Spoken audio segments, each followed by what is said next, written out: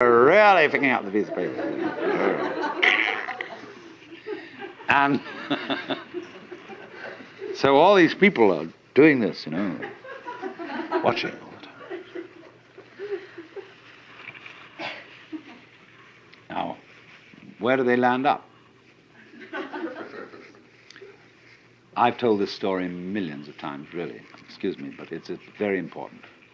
When they teach you in Japanese Zen how to use a sword, the first thing that the teacher says to the student is, now, if you're going to be a good soldier, you've got to be alert constantly, because you never know where the attack's going to come from. Now, you know what happens to you when you try to be on the alert. You think about being alert, and then you're a hopeless prey to the enemy, because you're not alert.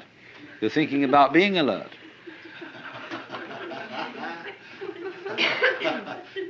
You must be simply awake and relaxed.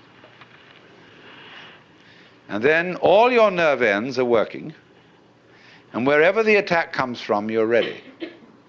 They liken this to a barrel of water. The water is just sitting there in the barrel. But the minute you make a hole in the barrel, the water immediately is ready to come out of that hole. So in the same way, the mind, when it is in the proper state, is ready to respond in any direction from which the attack may come. So this man is no longer alert in the sense of taut and anxious. Which way is it going to go? See? He's just sitting there, like a cat sits there. And the minute anything happens, it's right there, because it didn't have to overcome any set in a direction opposite to that from which the attack comes. If you're set for the attack to come from there, and it comes from here, you have to pull back from there and go there, but that's too late. So you sit in the middle, and you don't expect the attack from any particular direction. So in the same way, all this applies to yoga. You can be watchful, you can be concentrated, you can be alert, but all that will ever teach you is what not to do, how not to use the mind, because it'll get you into deeper and deeper and deeper binds. You have to let it happen. Just like you have to let yourself go to sleep. You can't try to go to sleep. You have to let yourself digest your food. You can't try to digest it. And so in the same way, you have to let yourself wake up. Become liberated.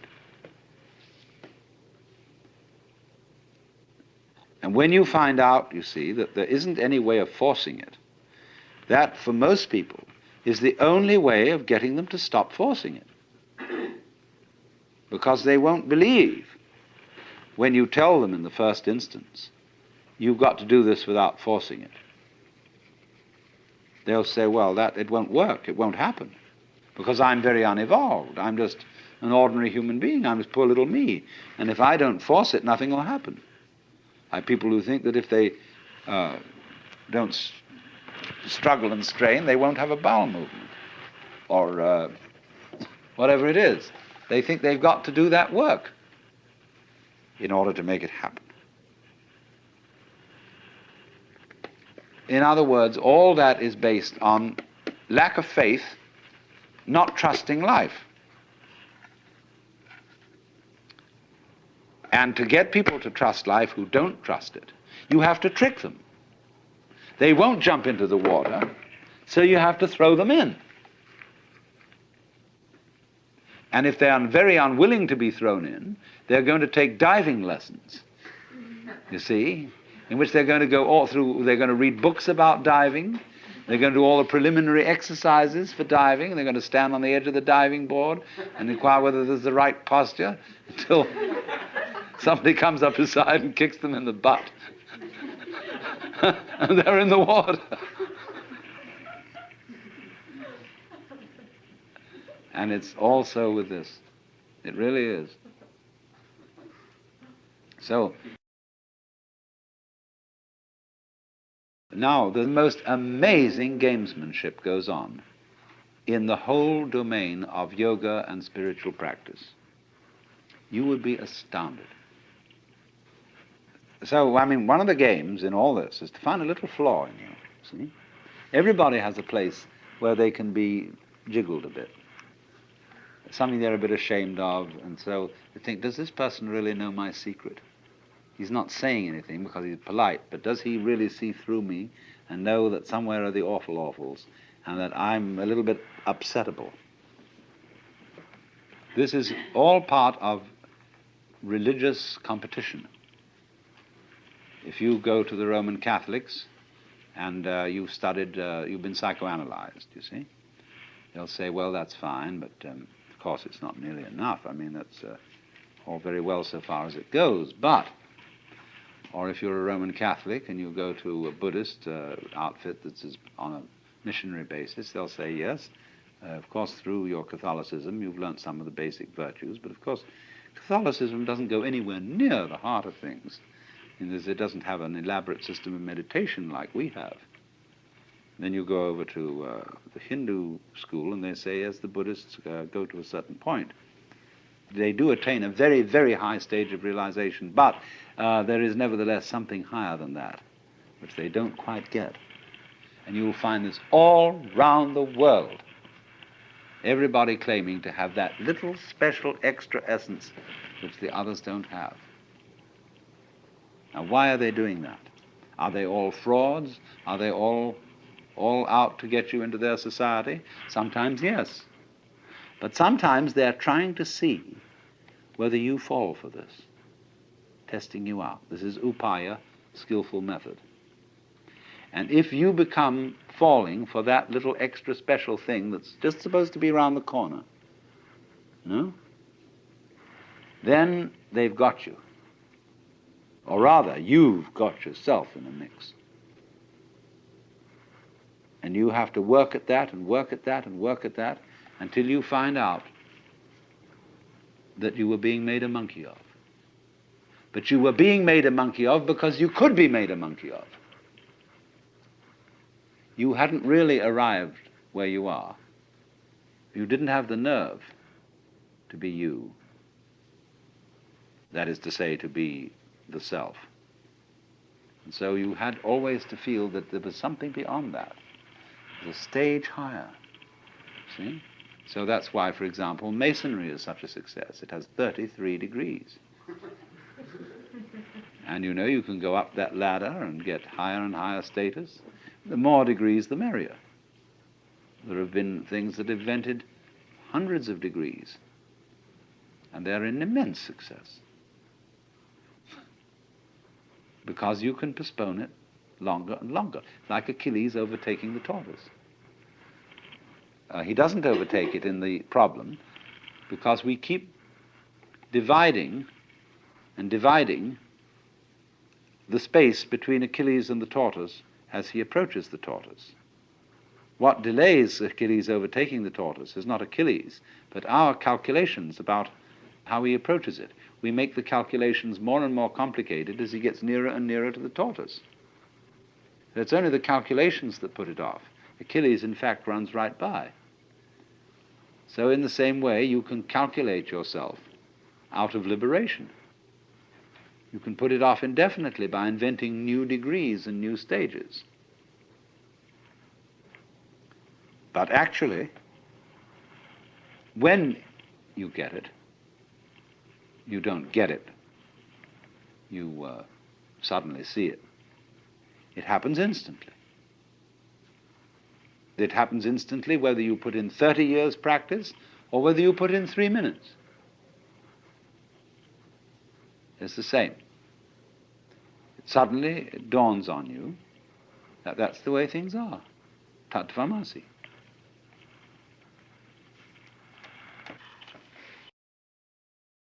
Medieval society in the West, comparable to Hindu society allowed people to check out of the game. It revered and encouraged hermits, monks, nuns of various types of discipline. There's this difference, you see, for the West and India. You couldn't join the Brahmana caste, the priest caste, from some other caste.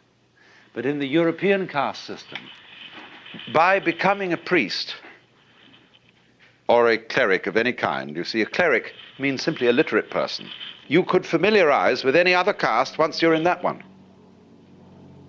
And so it was a wonderful way of rising in society.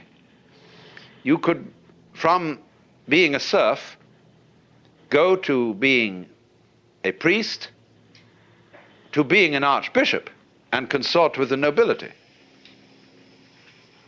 It was the only way open to cross castes, you see. And because they were the literate people, it was through literacy and through universities founded by clerics that our caste system began to break. And we got the idea of choosing your own vocation and not simply following what your parents did. Now, I want to make an observation here about checking out of the game. This is not encouraged in contemporary society. Because the Catholic Church and the Episcopalian Church are very powerful minorities, they can still support monasteries and even hermits. But you can't be one on your own without great difficulty. Firstly, because you're a poor consumer. See, around here we have a number of hermits. There's a guy out there building that boat, and he's essentially a non-joiner, a poor consumer. And the community, they live a lot along here. And they're not working class people. They are people who dropped out of college because they saw it was stupid. And they're that sort of people. We would call them perhaps beatniks.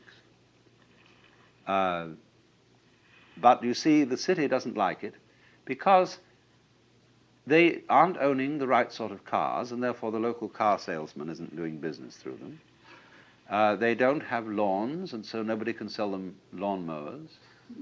They hardly use dishwashers, appliances of that kind. They don't need them. And also they wear blue jeans and things like that, and so the local dress shops feel a bit put out having these people around. And they live very simply. Well, you mustn't do that. You've got to live in a complicated way. And you've got to have the kind of car, you know, that identifies you as a person of substance and status and all that. So there's a great problem here in our society. Now, why is there this problem? There's always a very inconsiderable minority of these non-joiners or people who check out of the game. But you will find that insecure societies are the most intolerant of those who are non-joiners. They are so unsure of the validity of their game rules that they say everyone must play. Now that's a double bind. You can't say to a person, you must play, because what you're saying is you are required to do something which will be acceptable only if you do it voluntarily. You see? So everyone must play is the rule in the United States. And it's the rule in almost all Republican governments. I mean Republican in the sense of democratic. Because they're very uneasy. Because everybody is responsible. You mean you may try not to be and avoid it and say, oh, let the senators take care of it or the president. But theoretically, everyone's responsible. Now, that's terrifying. See, it's all right when you know what's right. There is an aristocracy, there is the clergy, and they know what should be done, and they're used to ruling, you see. But now it's in your hands. You say, well, what are we going to do? Well, I think this way, and you think that way, and he thinks the other way. And so we're all unsettled. And therefore, we become more and more conformist. Individualism, rugged individualism, always leads to conformism, because people get scared. And so they herd together, and compounded with industrial society, mass production, etc. They all wear the same clothes, and they're sensible clothes that don't show the dirt too much. And we get duller and drabber, and with the exception of the Californian Revolution.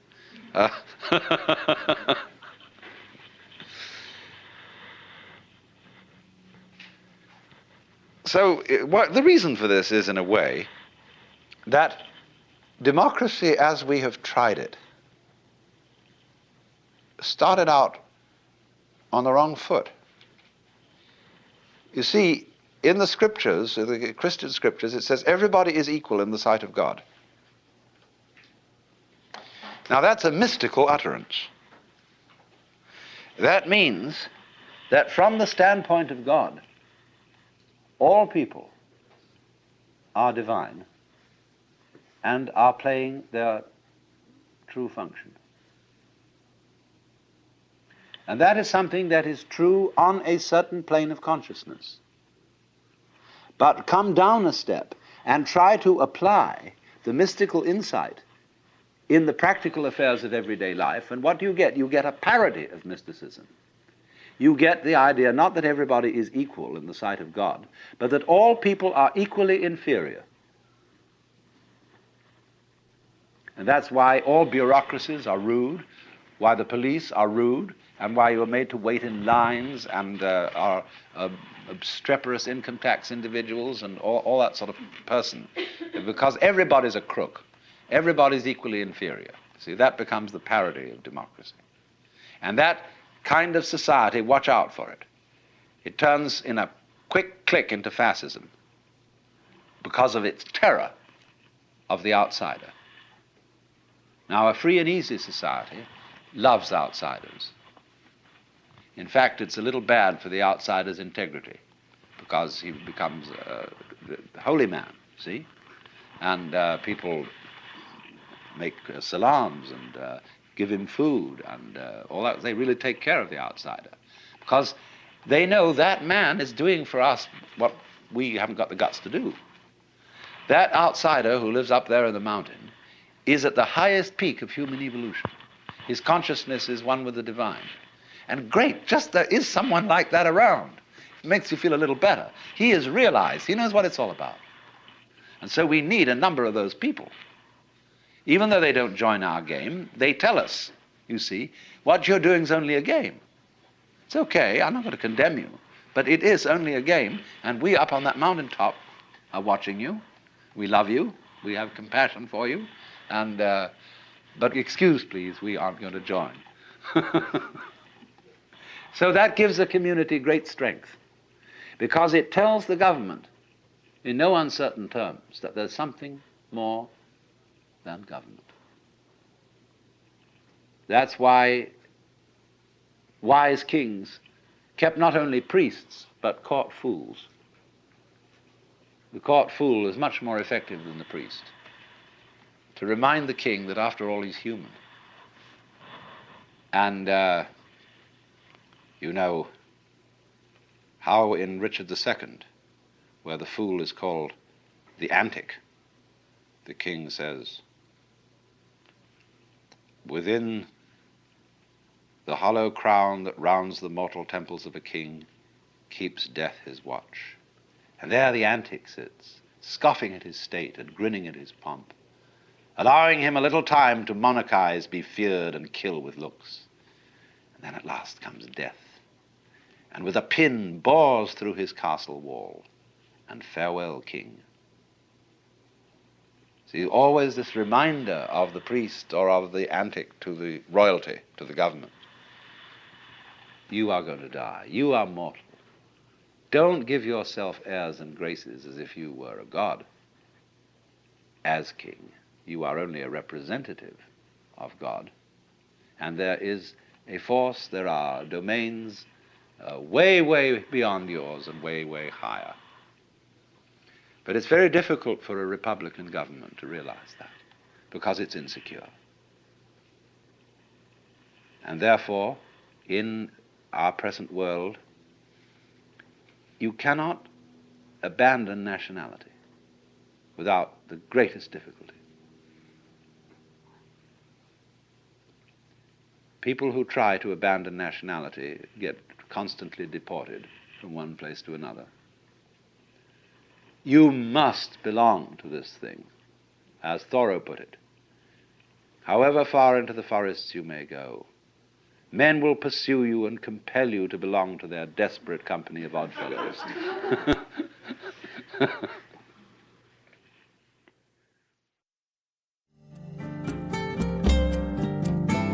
This concludes Session 10 of Out of Your Mind, Essential Listening from the Alan Watts Audio Archives. Our program continues with Session 11.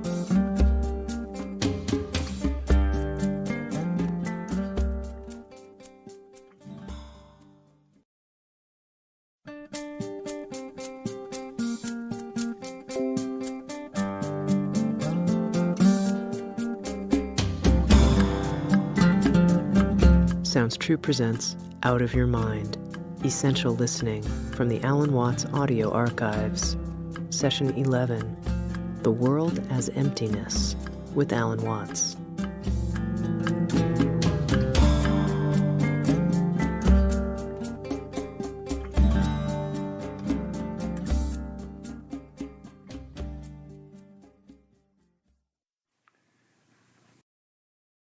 This particular weekend seminar is devoted to Buddhism, and it should be said first that there is a sense in which Buddhism is Hinduism stripped for export.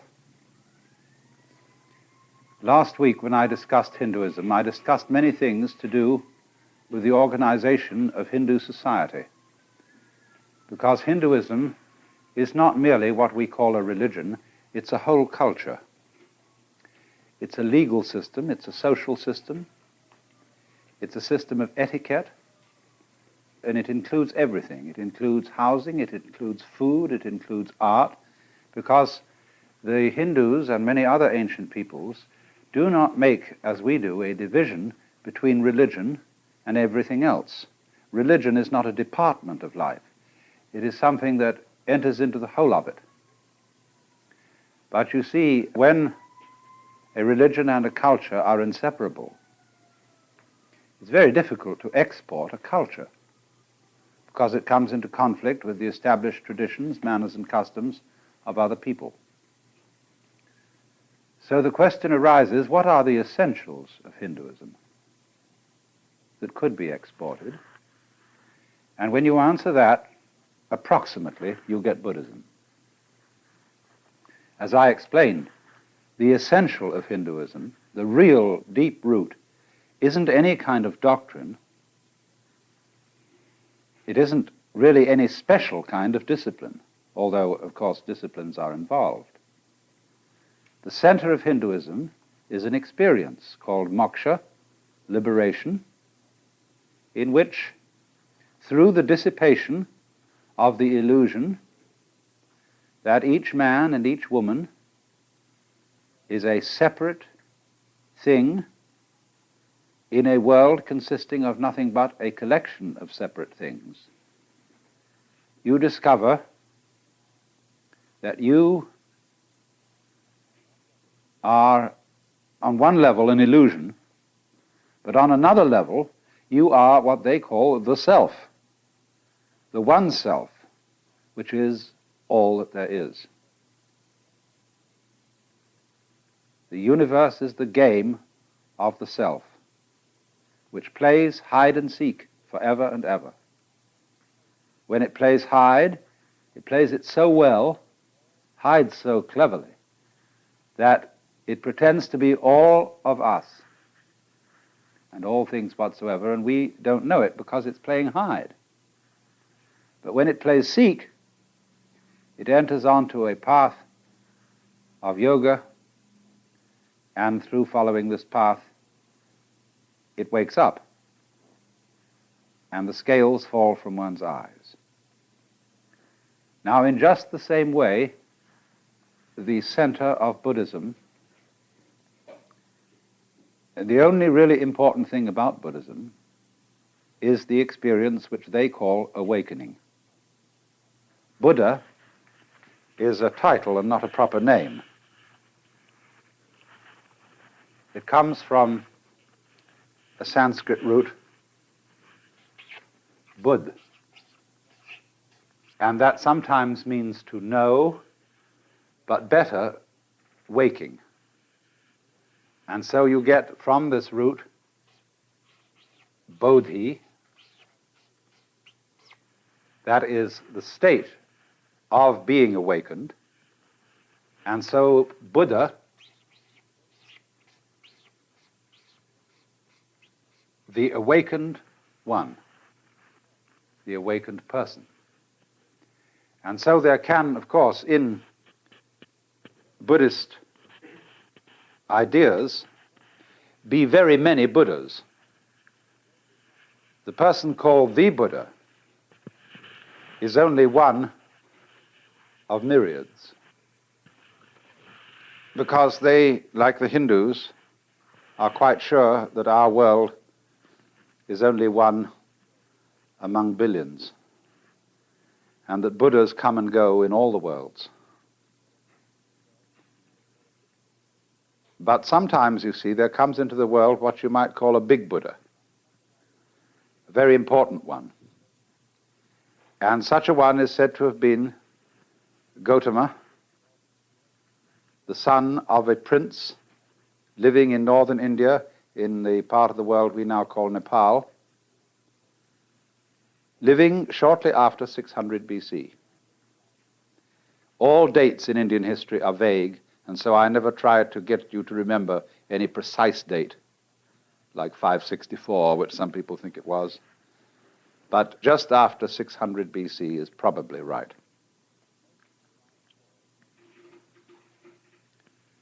Most of you, I'm sure, know the story of his life. But the point is that when in India a man was called a Buddha or the Buddha,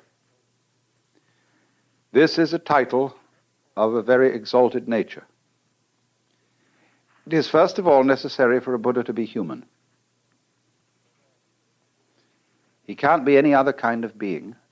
Whether in the Hindu scale of beings he's above the human state or below it.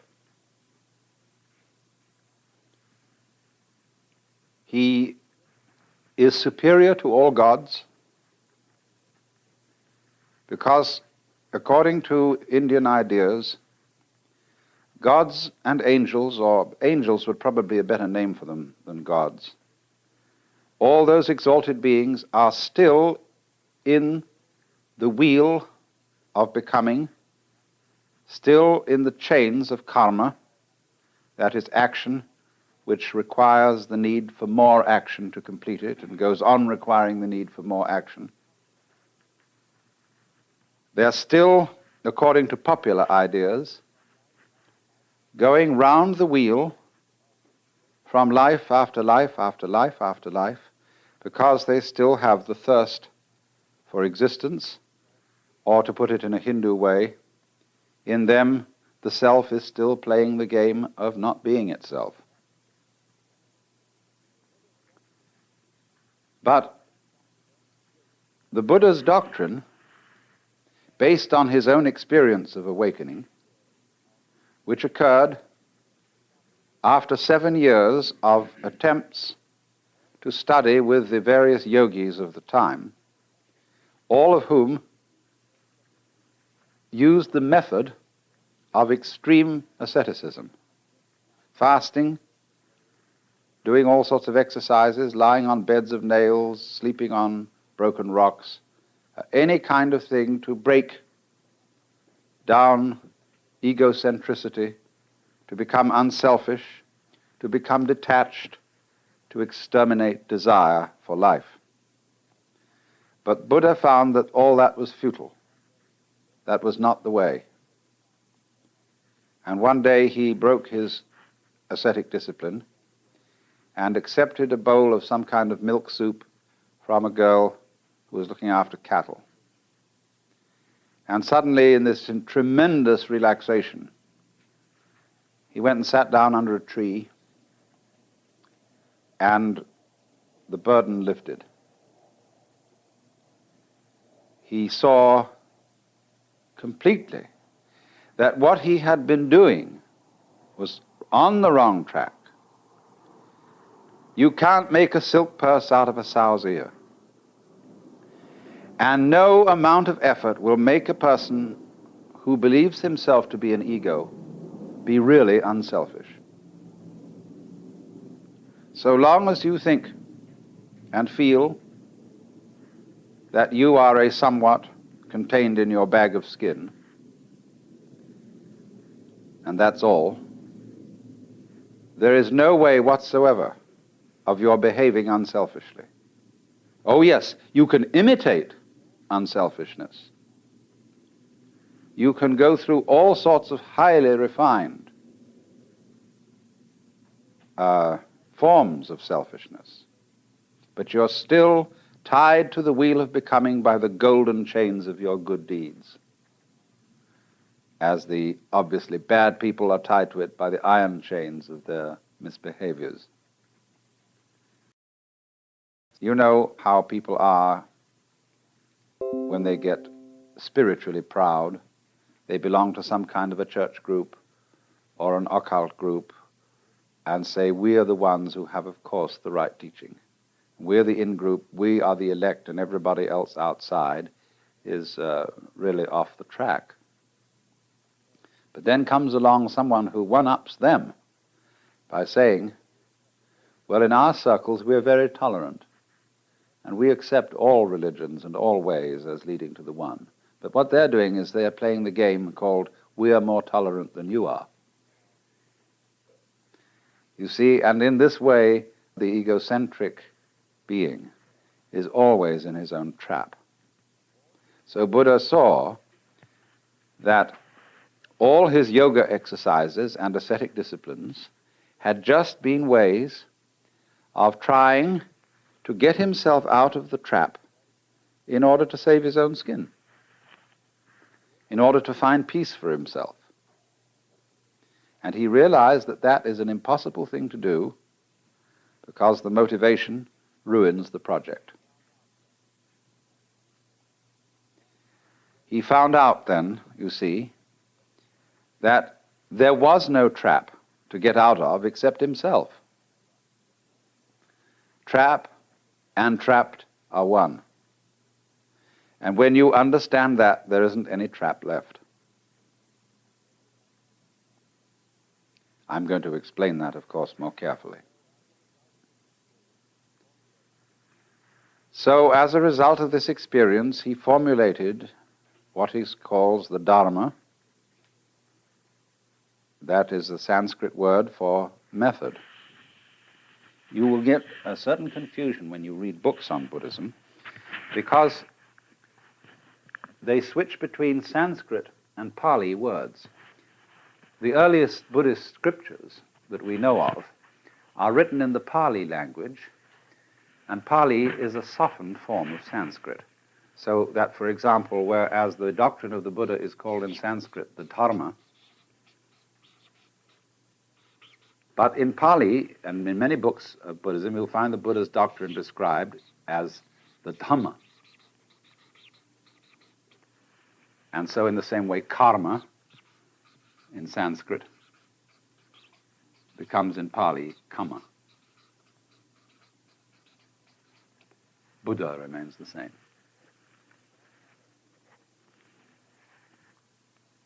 The Dharma then is the method. Now the method of Buddhism, and this is absolutely important to remember, is dialectic. That is to say, it doesn't teach a doctrine. You cannot find anywhere what Buddhism teaches, as you can find out what Christianity or Judaism or Islam teaches. Because all Buddhism is a discourse. And what most people suppose to be its teachings are only the opening stages of the dialogue. So, the concern of Buddha as a young man, the problem he wanted to solve, was the problem of human suffering. And so, he formulated his teaching in a very easy way to remember. All those Buddhist scriptures are full of what you might call mnemonic tricks, numbering things in such a way that they're easy to remember. And so he summed up his teaching in the form of what are called the Four Noble Truths. And the first one, which because it was his main concern, was the truth about dukkha.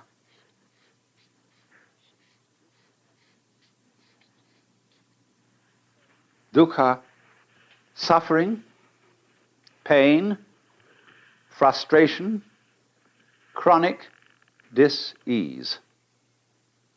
It is the opposite of sukha, which means sweet, pleasure, etc.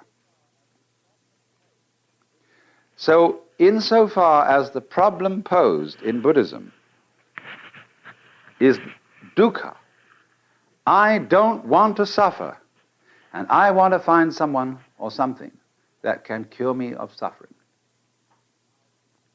That's the problem. Now, then if there's a person who solved the problem, a Buddha,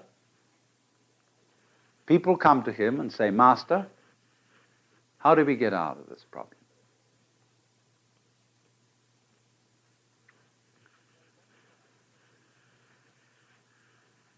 So what he does is to propose certain things to them. First of all, he points out that with dukkha go two other things. These are respectively called anitya, and anatman. Anitya means nitya means permanent. So impermanence, flux, change is characteristic of everything whatsoever. There isn't anything at all in the whole world, in the material world, in the psychic world, in the spiritual world, there is nothing you can catch hold of and hang on to for safety.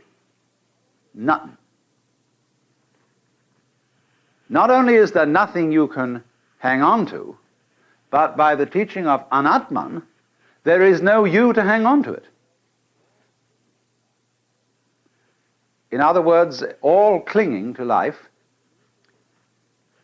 is an illusory hand grasping at smoke.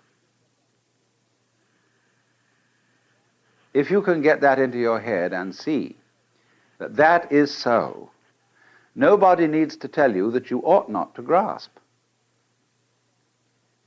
because you see you can't. See, Buddhism is not essentially moralistic. The moralist is the person who tells people that they ought to be unselfish when they still feel like egos, and his efforts are always and invariably futile, because what happens is he simply sweeps the dust under the carpet and comes back again somehow. But in this case, it involves a complete realization that this is the case. So that's what the teacher puts across to begin with.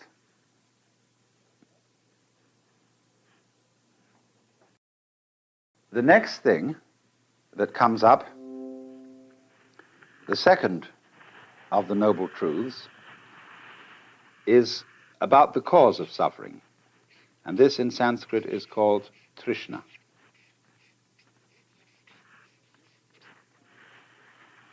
Trishna is related to our word thirst. It's very often translated desire. That will do. Better perhaps is craving, clinging, grasping, or even to use our modern psychological word, blocking. When, for example, somebody is blocked and dithers and hesitates and doesn't know what to do, he is, in the strictest Buddhist sense, attached. He's stuck. But a Buddha can't be stuck. He cannot be phased. He always flows, just as water always flows, even if you dam it. The river just keeps on getting higher and higher and higher until it flows over the dam. It's unstoppable. Now, Buddha said then, dukkha comes from Trishna. You all suffer because you cling to the world, and you don't recognize that the world is anitya and anatman. So then, try, if you can, not to grasp. Well, do you see that that immediately poses a problem? Because the student who has started off this dialogue with the Buddha then makes various efforts to give up desire, upon which he very rapidly discovers that he is desiring not to desire. And he takes that back to the teacher, who says, well, well, well.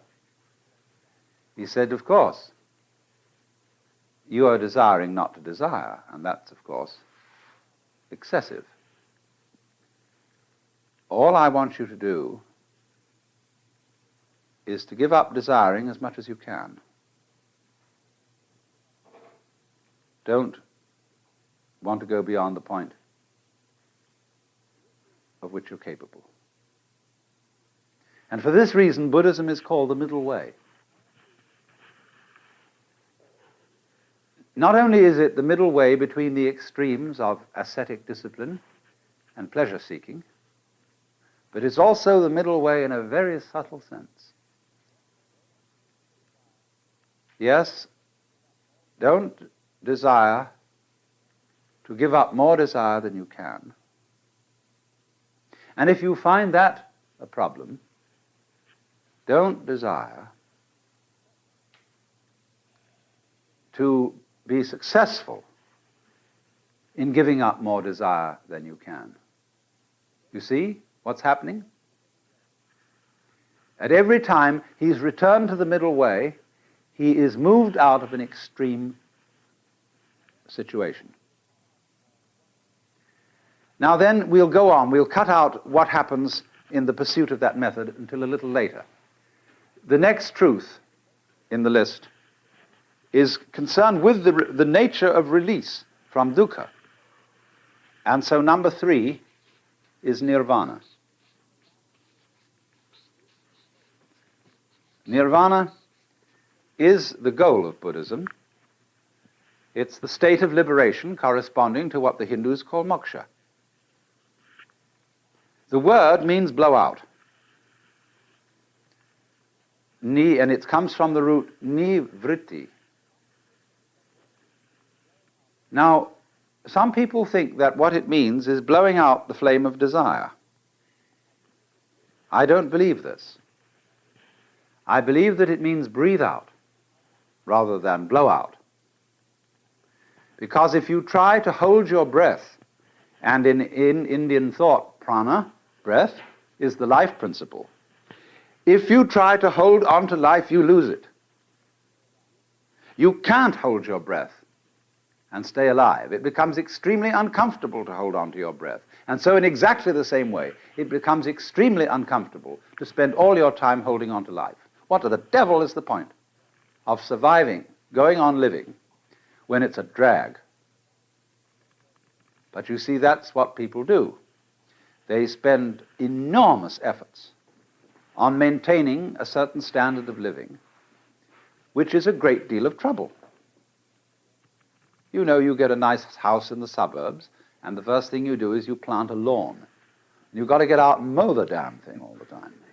and you buy expensive this, that, and soon you're all involved in mortgages, and instead of being able to walk out in the garden and enjoy it, you sit at your desk looking at all the books and filling out this, that, and the other, and paying bills and answering letters. What a lot of rot. But you see, that is holding on to life. So, translated into colloquial American, nirvana is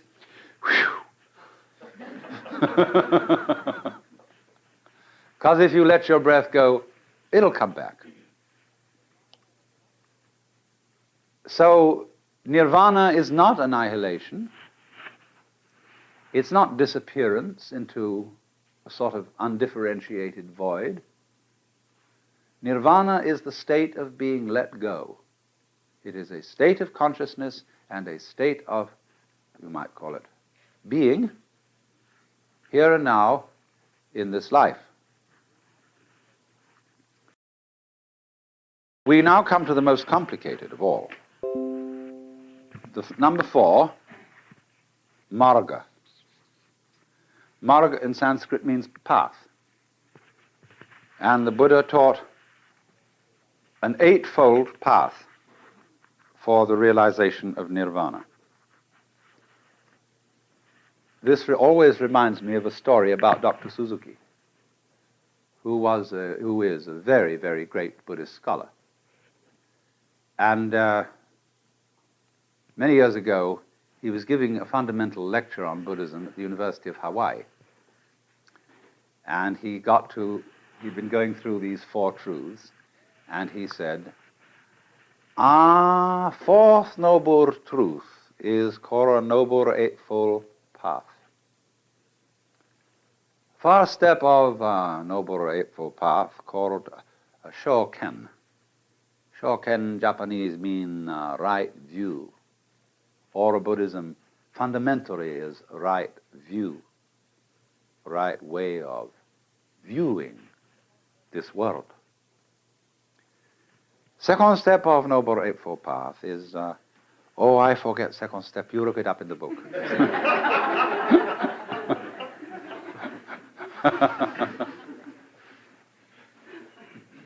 Well, I'm going to do rather the same thing. What is important is this. The Eightfold Path has really got 3 divisions in it. The first are concerned with understanding. The second division is concerned with conduct. And the third division is concerned with meditation. And every step in the path is preceded by the Sanskrit word samyak, in which sam is the key word. In Pali, samma. And so the first step, samyak drishti, which means, drishti means a view, a way of looking at things, a vision, an attitude, something like that. But this word samyak is in ordinary texts on Buddhism almost invariably translated right. This is a very bad translation. It does, of course, the word is used in certain contexts in Sanskrit to mean right, correct. But it has other and wider meanings. Sam means, like our word sum, which is derived from it, complete, total, all-embracing. It also has the meaning of middle wade, representing, as it were, the fulcrum, the center, the point of balance in a totality. Middle wade way of looking at things. Middle wade way of understanding the Dharma. Middle wade way of speech, of conduct, of livelihood, and so on. Now, this is particularly cogent when it comes to Buddhist ideas of behavior. Every Buddhist in all the world, practically, as a layman, if he's not a monk, undertakes what are called Panchasila, the 5 good conducts. Sila, S-I-L-A, is sometimes translated precept. But it's not a precept because it's not a commandment. The formula, when a Buddhist, these priests, they chant the precepts, Panatipata veramani sikapadang samadhyami. And that means Panatipata. Pana is in Pali, this thing. Prana, life. Tipata, taking away. I promise to abstain from. So the first is that one undertakes not to destroy life. Second, not to take what is not given. Third, this is usually translated, not to commit adultery. It doesn't say anything of the kind. In Sanskrit, kamesu mityahara, veramani sikapadam samadhyami. Kamesu mityahara means I undertake the precept to abstain from exploiting my passions. Buddhism has no doctrine about adultery. You may have as many wives as you like. But the point is this. When you're feeling blue and bored, it's not a good idea to have a drink, because you may become dependent on alcohol whenever you feel unhappy.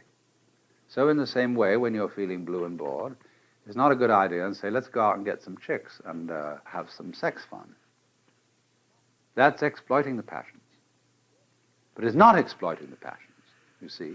When drinking, say, expresses the conviviality and friendship of a group sitting round the dinner table, or when sex expresses the spontaneous delight of two people in each other.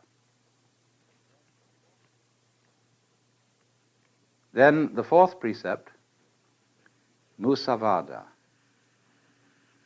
to abstain from false speech. This doesn't simply mean lying. It means abusing people.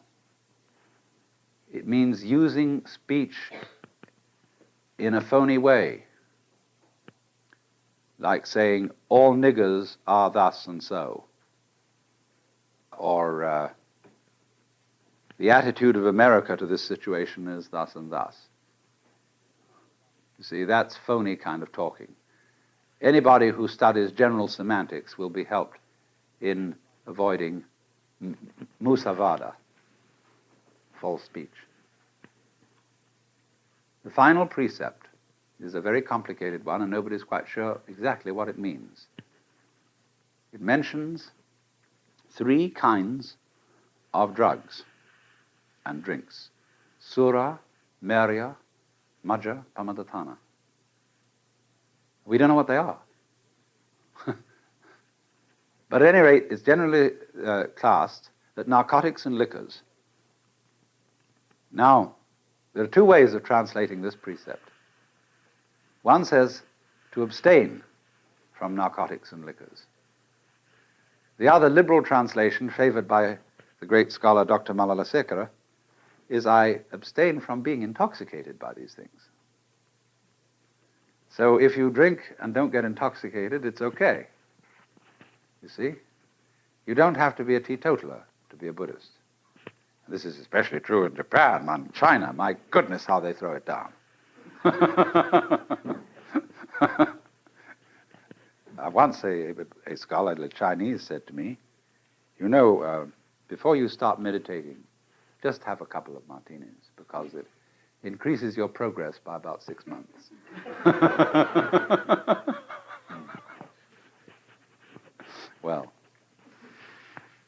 Now you see, these are, as I say, they are not commandments, they are vows. Buddhism has in it no idea of there being a moral law laid down by some kind of cosmic lawgiver. And the reason why these precepts are undertaken is not for a sentimental reason. It is not that you're going to make you into a good person. It is that for anybody interested in the experiments necessary for liberation, these ways of life are expedient. First of all, if you go around killing, you're going to make enemies. And you're going to have to spend a lot of time defending yourself, which will distract you from your yoga. If you go around stealing, likewise, you're going to acquire a heap of stuff and you're going to, again, make enemies. If you exploit your passions, you're going to get a big thrill, but it doesn't last. When you begin to get older, you realize, well, that was fun while we had it, but I haven't really learned very much from it. And now what? Same with speech. Nothing is more confusing to the mind than taking words too seriously. We've seen so many examples of that. And finally, to get intoxicated or narcotized, a narcotic is anything like alcohol or opium, which makes you sleepy. The word narcosis in Greek means narx is sleep. So if you want to pass your life seeing things through a dim haze, this is not exactly awakening. So then, that's so much for the conduct side of Buddhism.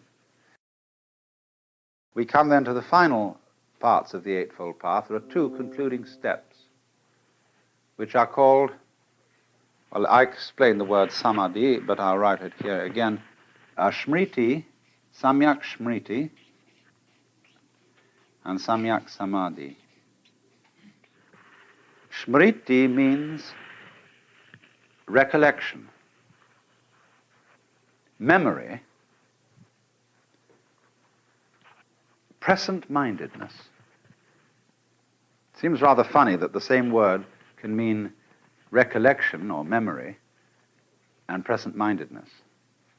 But smriti is exactly what that wonderful old rascal Gurdjieff meant by self-awareness or self-remembering. Smriti is to have a complete presence of mind. So there is a wonderful meditation called the House That Jack Built meditation, at least that's what I call it, that the Southern Buddhists practice. He walks, and he says to himself, there is a lifting of the foot. There is a lifting of the foot. The next thing he says, there is a perception of the lifting of the foot. And then next he says, there is a tendency towards the perception of the feeling of the lifting of the foot. Then finally he says, there is a consciousness of the tendency of the perception of the feeling of the lifting of the foot.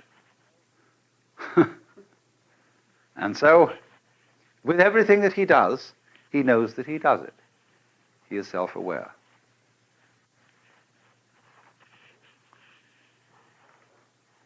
This is tricky. Of course, it's not easy to do. But as you practice this, I'm going to let the cat out of the bag, which I suppose I shouldn't do. But you will find that there are so many things to be aware of at any given moment in what you're doing that at best you only ever pick out one or two of them. That's the first thing you'll find out. Ordinary conscious awareness is seeing the world with blinkers on. As we say, you can think only of one thing at a time. That's because ordinary consciousness is narrowed consciousness. That's being narrow-minded in the true sense of the word, looking at things that way. Then you find out that, as in the course of going around, being aware of what you're doing all the time, what are you doing when you remember? Or when you think about the future? I am aware that I am remembering. I am aware that I am thinking about the future. But you see, what eventually happens is you discover that there isn't any way of being absent-minded. All thoughts are in the present and of the present. And when you discover that, you approach samadhi. Samadhi is the complete state, the fulfilled state of mind. And you will find many, many different ideas among the sects of Buddhists and Hindus as to what samadhi is. Some people call it a trance. Some people call it a state of consciousness without anything in it, knowing with no object of knowledge. Some people say that it is the unification of the knower and the known. All these are varying opinions. I had a friend who was a Zen master, and he used to talk about samadhi. And he said a very fine example of samadhi is a fine horse rider. When you watch a good cowboy, he is one being with the horse. So an excellent driver in a car makes the car his own body, and he absolutely is with it. So also a fine pair of dancers. They don't have to shove each other to get one to do what the other wants him or her to do. They have a way of understanding each other, of moving together as if they were Siamese twins. That's samadhi, on the physical, ordinary, everyday level. The samadhi of which Buddha speaks is the state which is, as it were, the gateway to nirvana, the state in which the illusion of the ego as a separate thing disintegrates. Now, when we get to that point in Buddhism, Buddhists do a funny thing, which is going to occupy our attention for a good deal of this seminar. They don't fall down and worship. They don't really have any name for what it is that is, really and basically. The idea of anatman, of non-self, is applied in Buddhism not only to the individual ego, but also to the notion that there is a self of the universe, a kind of impersonal or personal God. And so it is generally supposed that Buddhism is atheistic. It's true, depending on what you mean by atheism. Common or garden atheism is a form of belief. Namely, that I believe there is no God. The atheist positively denies the existence of any God. All right. Now, there is such an atheist, if you put a dash between the a and theist, or speak about something called an atheos. Theos in Greek means God. But what is a non-God? A non-God is an inconceivable something or other. I love the story about a debate in the Houses of Parliament in England when, as you know, the Church of England is established and therefore under the control of the government. And the high ecclesiastics had petitioned Parliament to let them have a new prayer book. And somebody got up and said, it's perfectly ridiculous that Parliament should decide upon this because, as we well know, there are quite a number of atheists in these benches. And somebody got up and he said, oh, I don't think there are really any atheists here. We all believe in some sort of a something somewhere.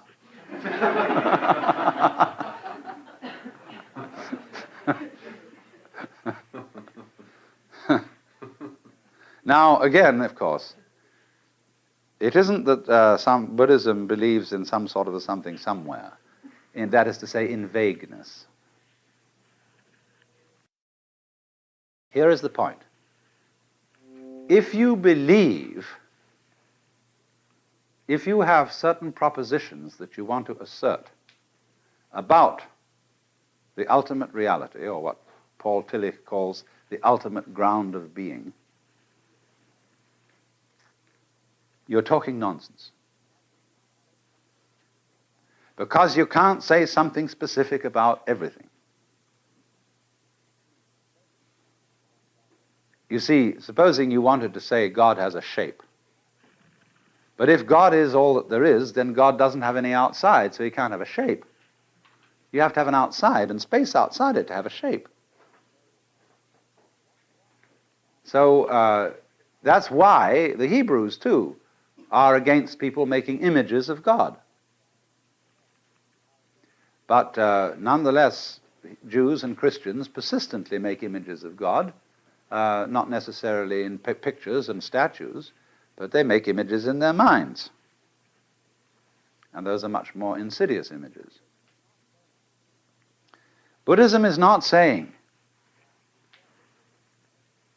that the self, capital S, the great Atman, or whatnot, it isn't denying that the experience which corresponds to these words is realizable. What it is saying is that if you make conceptions and doctrines about these things, you're liable to become attached to them. You're liable to start believing instead of knowing. So they say in Zen Buddhism, the doctrine of Buddhism is a finger pointing at the moon. Do not mistake the finger for the moon. Also, we might say in the West, the idea of God is a finger pointing at God. But what most people do is, instead of following the finger, they suck it for comfort. And so Buddha chopped off the finger. And undermined all metaphysical beliefs. There are many, many dialogues in the Pali scriptures where people try to corner the Buddha into a metaphysical position. Is the world eternal? The Buddha says nothing. Is the world not eternal? And he answers nothing. Is the world both eternal and not eternal? And he don't say nothing.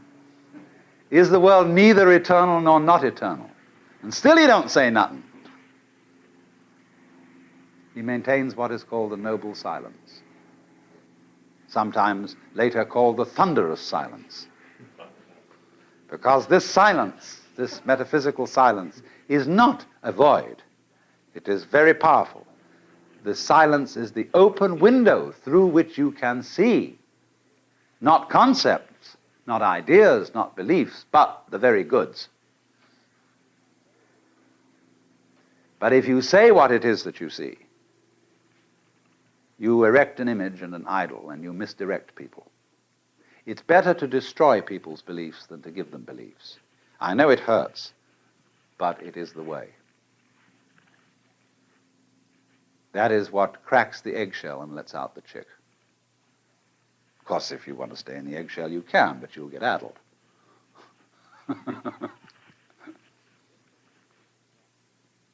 This, then, you see, is why Buddhism is in dialogue form. The truth cannot be told. It can be suggested, it can be indicated. And a method of interchange between teacher and student can be arranged whereby the teacher constantly pricks the student's bubbles. And that's what it's all about.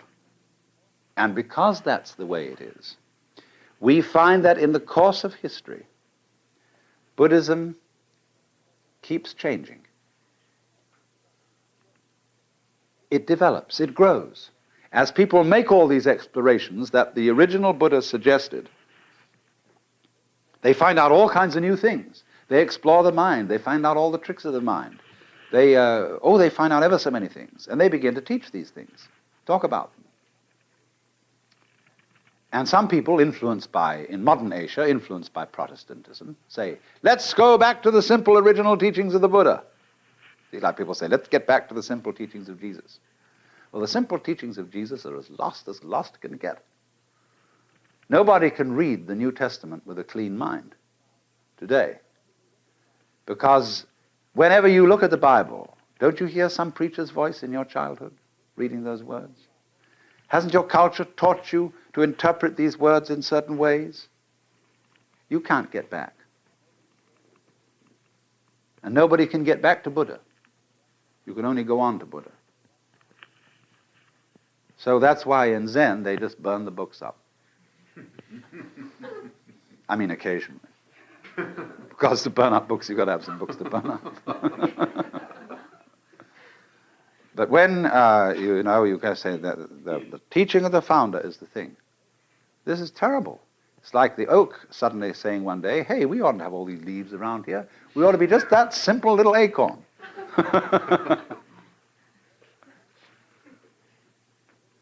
Now, a living tradition grows. But what it does is this. As it grows, say it grew from a seed, an acorn, keeps dropping off new acorns. You don't go back to the old acorn, you get a new one. And that becomes a new seed for another tree. This is fine. Now, let me just warn you. The scholarly study of Buddhism is a magnum opus beyond belief. There are two collections of Buddhist canonical scriptures. One is in Pali. The other was originally in Sanskrit, but we don't have a complete collection of it in Sanskrit. We have these collections in Tibetan and Chinese. Bigger than the Encyclopedia Britannica, as a matter of fact. So it's a formidable enterprise to get into the Buddhist scriptures, and what's more, most of them are unbelievably boring. They were written by monks with plenty of time to pass on wet afternoons during the monsoon. And they repeat, and they elaborate, and they are full of kind of preparatory. You know how in the silly trick in radio they have of giving a fanfare to introduce the program. So in the same way, these scriptures have fanfares in which all sorts of Buddhas are introduced, and beings, and they're all described, and where they were assembled, and how many of them there were, and where they were sitting, and what kind of bows they made, and all this jazz. And then finally a few pearls of wisdom are dropped by the Buddha, or else they sometimes go on for pages and pages of actually very, very subtle and very profound discourse that is not dull if you have a penchant for that kind of thing. But I warn you, don't try too hard to read the Buddhist scriptures. It's all right to read the Dhammapada, which are sayings of the Buddha. It's all right to read the Diamond Sutra. It's all right even to read the Surangama Sutra or the Lankavatara. But when you get mixed up with the larger Prajna Paramita and all those things, you're in deep water. So you see, from time to time, Buddhists get tired of the scriptures. Actually, they keep them in a revolving bookcase in some monasteries. Think about so high, so wide, it revolves. And instead of reading all this stuff, you're supposed to be able to acquire as much merit as you would from reading it all by twirling the bookcase round once.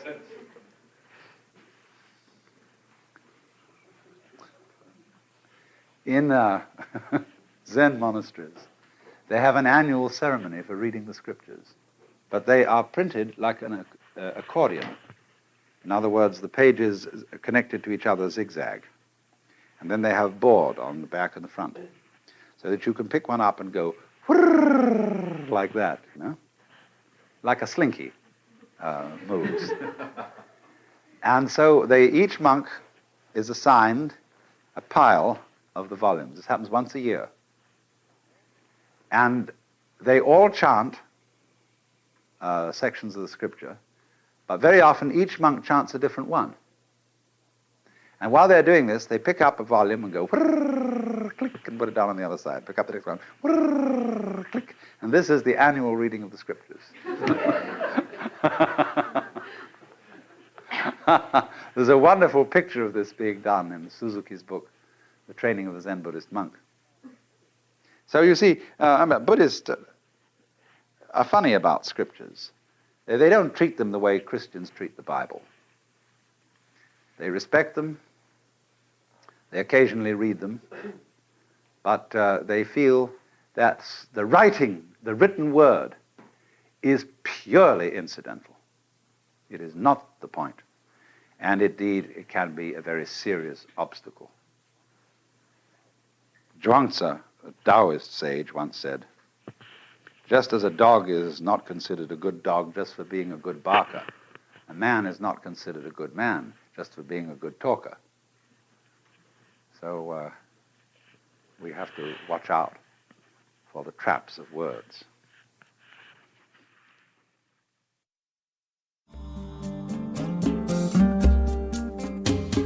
Out of Your Mind now continues with the next lecture from the World as Emptiness lecture series.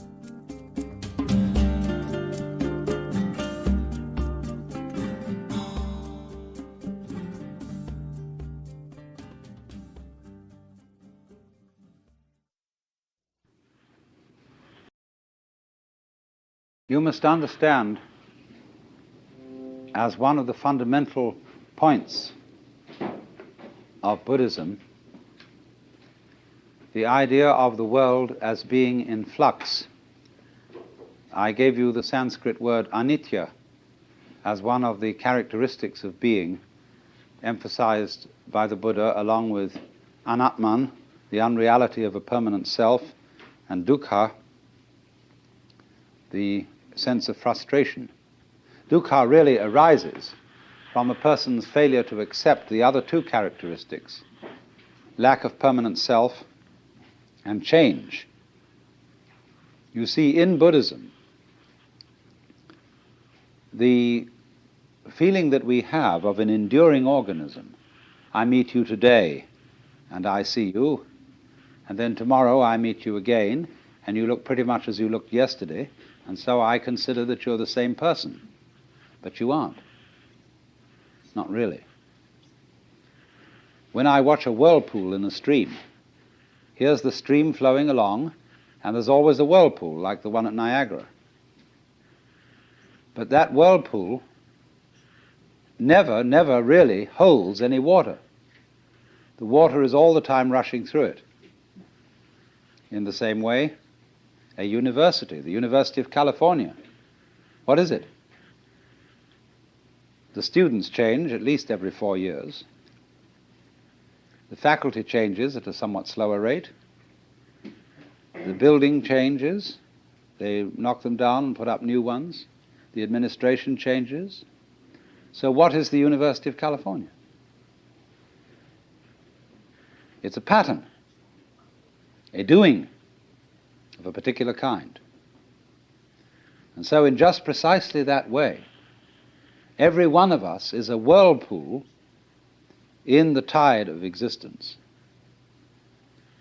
And we are in every cell in our body, every molecule, every atom is in constant flux, and nothing can be pinned down.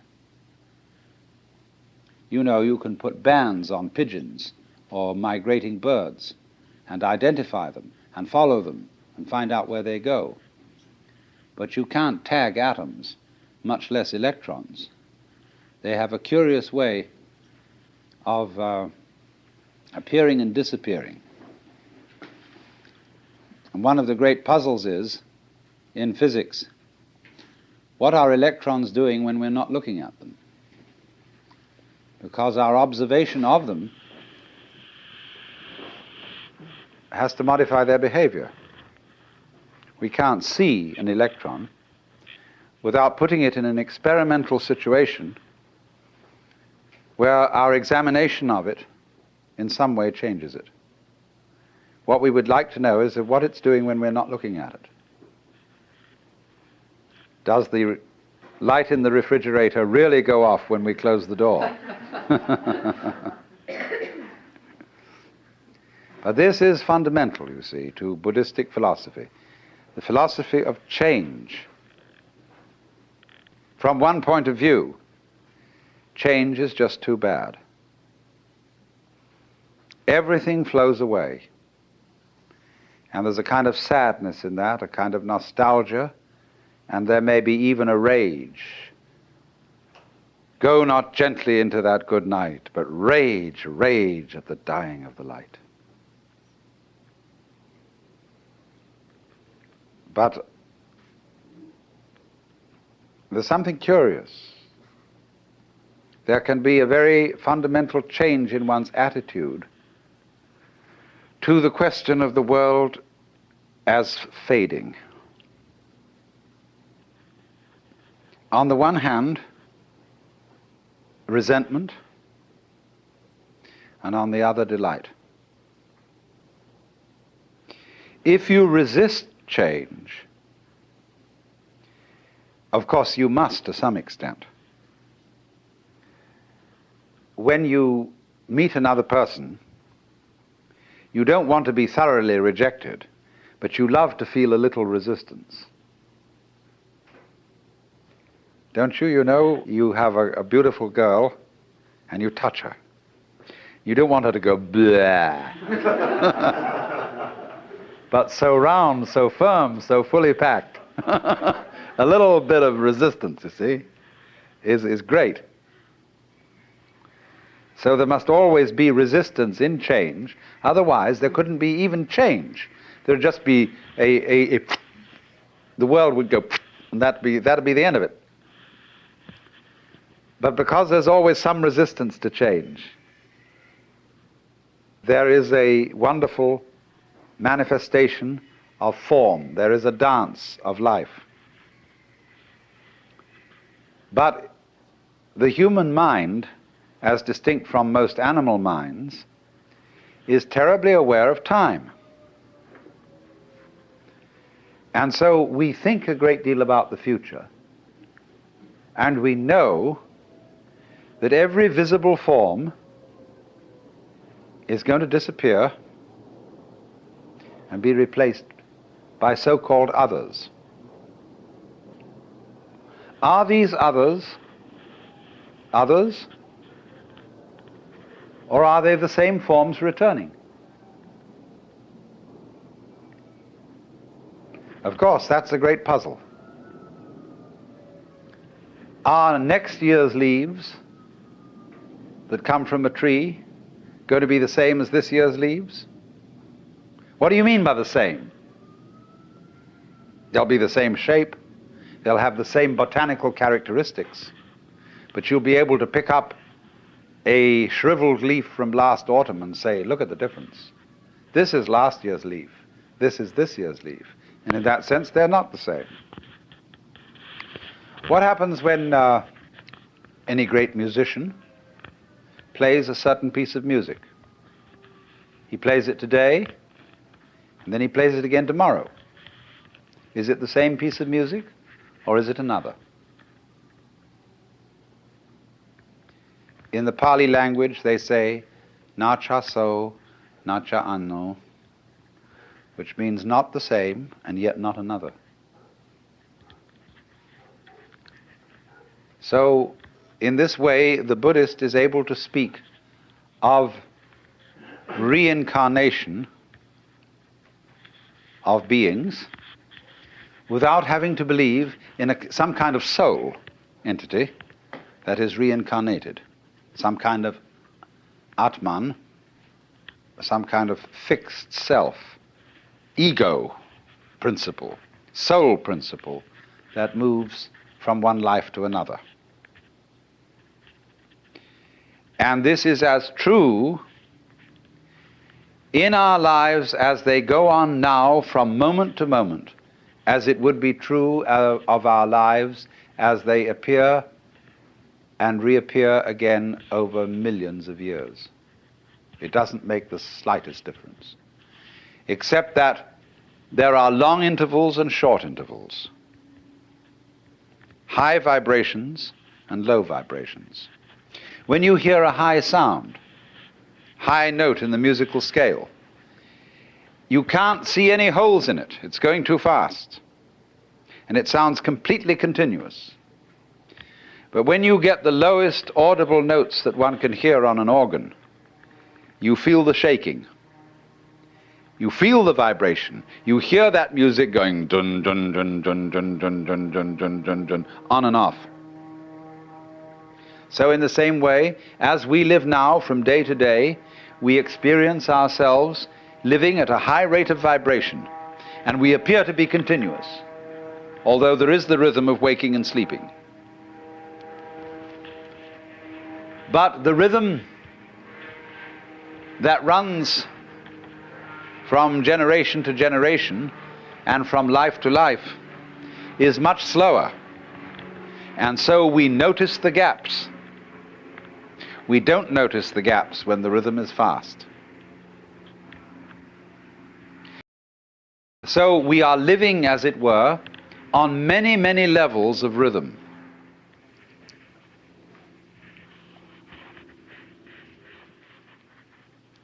This is the nature of change. If you resist it, you have dukkha, you have frustration and suffering. But on the other hand, if you understand change, you don't cling to it, and you let it flow, then it's no problem. It becomes positively beautiful, which is why in poetry, the theme of the evanescence of the world is beautiful. When Shelley says, "The one remains, the many change and pass. Heaven's light forever shines, earth's shadows fly. Life, like a dome of many-colored glass, stains the white radiance of eternity until death shatters it to fragments." Now, what's beautiful in that? Is it heaven's light that shines forever? Or is it rather the dome of many-colored glass which shatters? See, it's always the image of change that really makes the poem.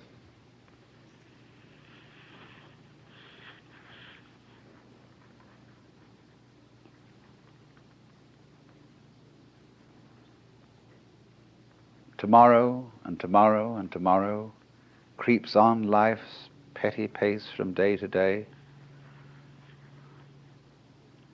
Somehow, you know, the poet has got the intuition.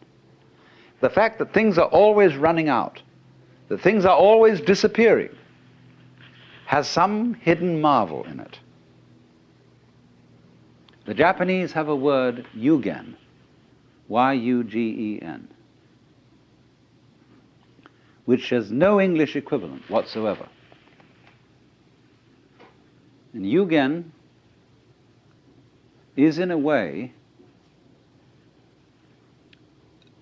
digging change. It's described poetically. You have the feeling of yugen when you see out in the distant water some ships hidden behind a far-off island.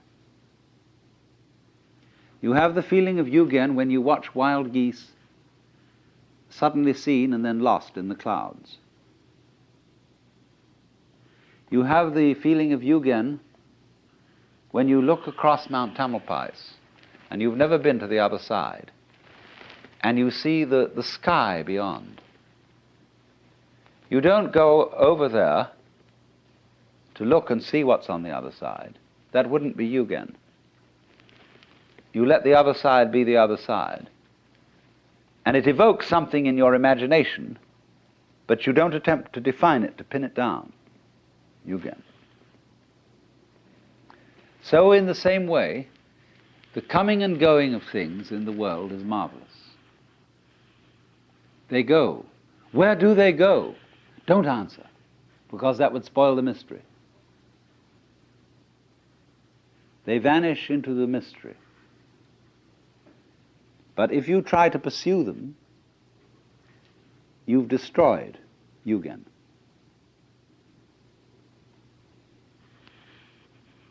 That's a very curious thing, but that idea of Yugen, which in Chinese characters means, as it were, a kind of the deep mystery of the valley. There's a poem in Chinese which says, "The wind drops, but the petals keep falling. The bird calls, and the mountain becomes more mysterious." Isn't that strange? There's no wind anymore, and yet petals are dropping. And a bird in the canyon cries. And that one sound in the mountains brings out the silence with a wallop. Like I remember when I was almost a child in the Pyrenees, in the southwest of France, we went way up in this gorgeous silence of the mountains. But in the distance we could hear the bells on the cows clanking. And somehow those tiny sounds brought out the silence. And so in the same way, slight permanences bring out change.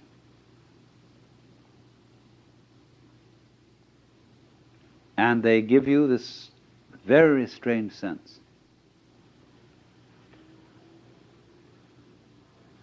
Yugen, the mystery of change.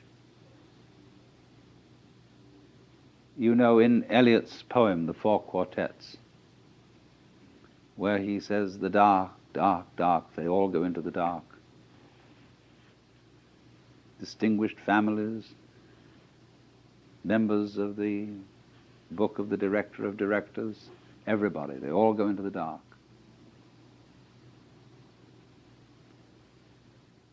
Life is life, you see, just because it's always disappearing. Supposing suddenly, by some kind of diabolical magic, I could say zit, and every one of you would stay the same age forever. Will you be like Madame Tussauds waxworks?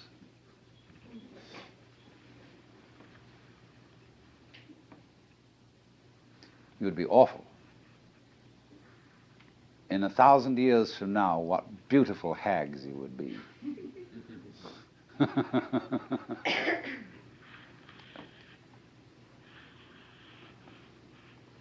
So,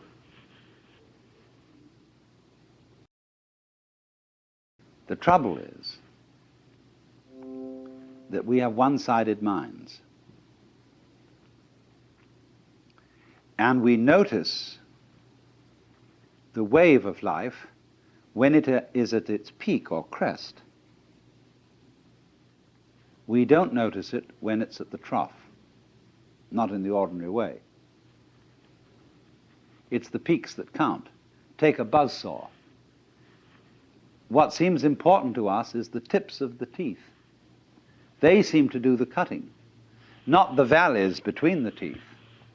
But do you see, you couldn't have tips of teeth without valleys between them. Therefore, the saw wouldn't cut without both tips and V-shaped valleys. But we ignore that. we don't notice the valleys so much as we notice the mountains. Valleys point down, mountains point up. And we prefer things that point up because up is good and down is bad. But seriously, we don't praise the peaks for being high and blame the valleys for being low.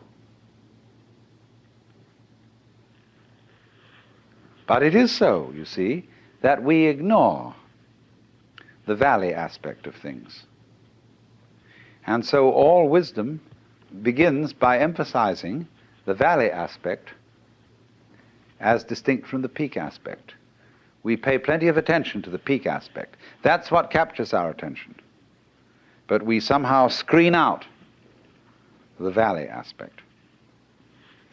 But that makes us very uncomfortable. It seems that we want and get pleasure from looking at the peaks, but actually this denies our pleasure, because secretly we know that every peak is followed by a valley, the valley of the shadow of death.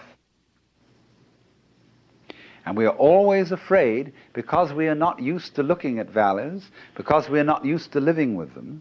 They represent to us a strange and threatening unknown. Maybe, we are afraid, the principle of the valley will conquer, and the peaks will be overwhelmed.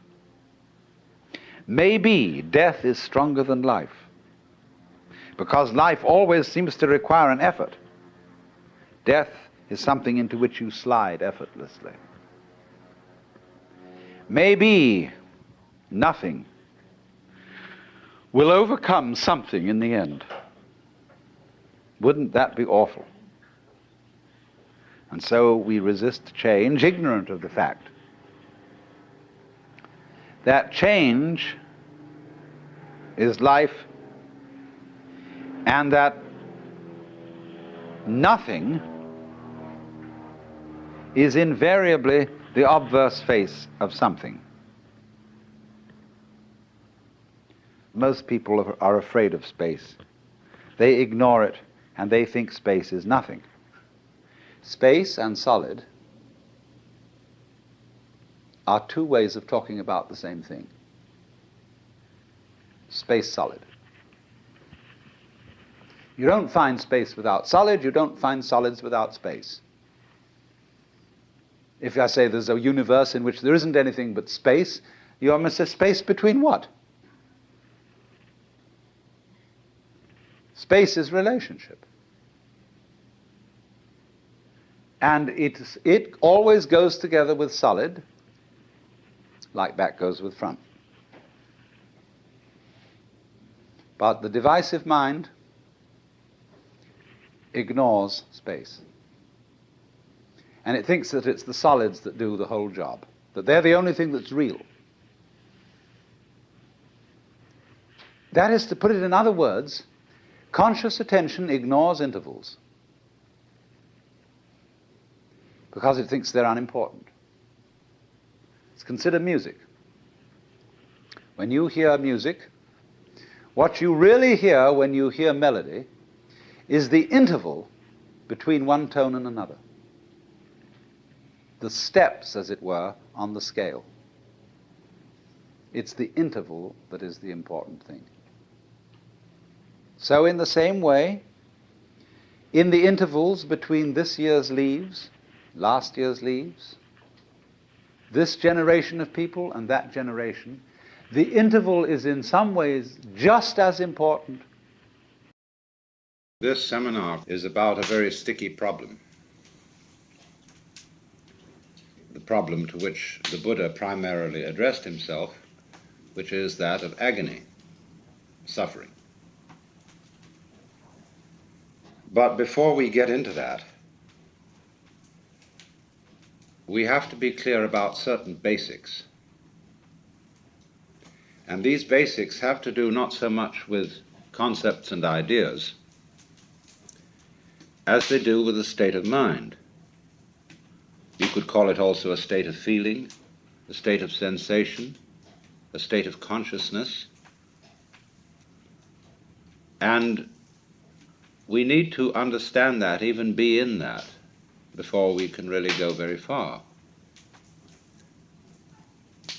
And this is an extraordinarily difficult state of mind to talk about, even though in its nature it's extremely simple. Because it is in a way like we were when we were babies, when we hadn't been told anything and didn't know anything other than what we felt, and we had no names for it. Now, of course, as we grow older, we learn to differentiate one thing from another, one event from another, and above all, ourselves from everything else. Well and good, provided you don't lose the foundations. Just as mountains are differentiated, but they're all based on the earth, so the multiple things of this world are differentiated. But they have, as it were, a basis. There is no word for that basis, not really, because words are only for distinction. And so there can't really be a word, not even an idea, of the non-distinction. We can feel it, but we can't think it. But we don't feel it like an object. You feel you're alive. You feel you're conscious, but you don't know what consciousness is, because consciousness is present in every conceivable kind of experience. It's like the space in which we live, which is everywhere. It's like a fish being in water, and presumably a fish doesn't know it's in the water, because it never goes out. A bird presumably knows nothing of the air, and we really know nothing of consciousness, and we pretend space isn't there. So, however, when you grow up and become fascinated, which is really the right word, spellbound, enchanted, by all the things that adults wave at you, you forget the background. And you come to think that all the distinctions which you've been learning are the supremely important things to be concerned with. You become hypnotized, just in the same way as when the beak of a chicken is put to a chalk line, it gets stuck on that line.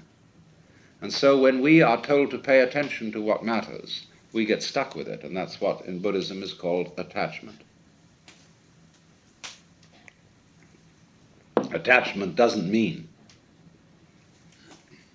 that you enjoy your dinner, or that you enjoy sleeping, or beauty. Those are responses of our organism in its environment, as natural as feeling hot near a fire or cold near ice. So are certain responses of fear or of sorrow. They are not attachment. Attachment is exactly translated by the modern slang term hang-up.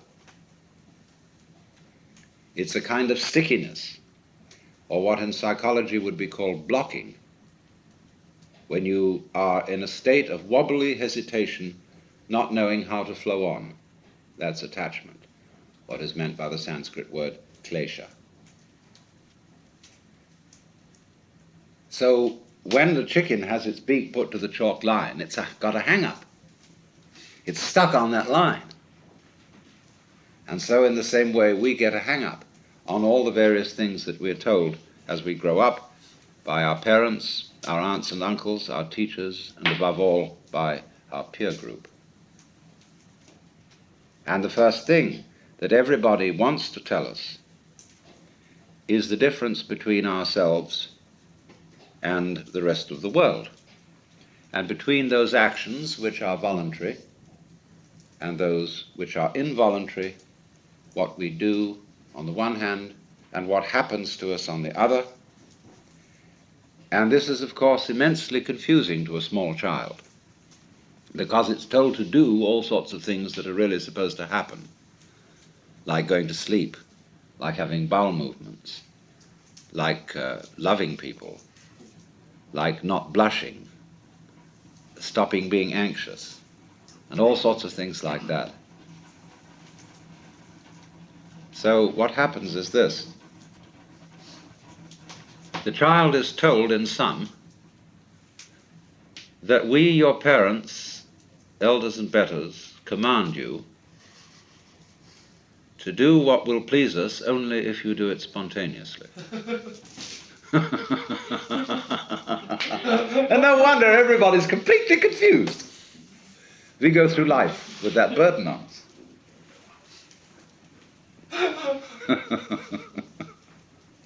So,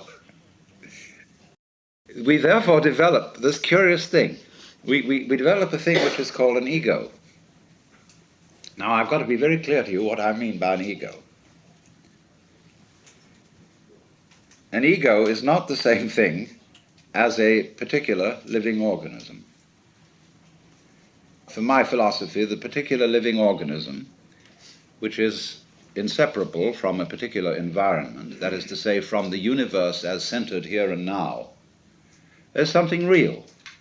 It isn't a thing. I call it a feature of the universe. But what we call our ego is something abstract, which is to say, it has the same order and kind of reality as an hour, or an inch, or a pound, or a line of longitude. It is for purposes of discussion. It is for convenience. In other words, it is a social convention that we have what is called an ego. But the fallacy that all of us make is that we treat it as if it were a physical organ, as if it were real in that sense, when in fact it is composed, on the one hand, of our image of ourselves, that is our idea of ourselves, as when we say to somebody, you must improve your image. Now, this image of ourselves is obviously not ourselves, any more than an idea of a tree is a tree, any more than you can get wet in the word water. And to go on with, our image of ourselves is extremely inaccurate and incomplete. Would that some God the gifted give us to see ourselves as others see us. We don't. So my image of me is not at all your image of me. And my image of me is extremely incomplete in that it does not include any information to speak of about the functioning of my nervous system, my circulation, my metabolism, my subtle relationships with the entire surrounding human and non-human universe. So the image I have of myself is a caricature. It is arrived at through mainly my interaction with other people who tell me who I am in various ways, either directly or indirectly, and I play about with what their picture is of me, and they play something back to me so that we set up this conception. And this started very, very early in life. And I was told, you see, and you were told, that we must have a consistent image. You must be you. You have to find your identity in terms of image. And this is an awful red herring. A lot of the current quest for identity among younger people is a search for an acceptable image. What role can I play? Who am I in the sense of what am I going to do in life, and so on. Now, while that has a certain importance, so here is this extraordinary.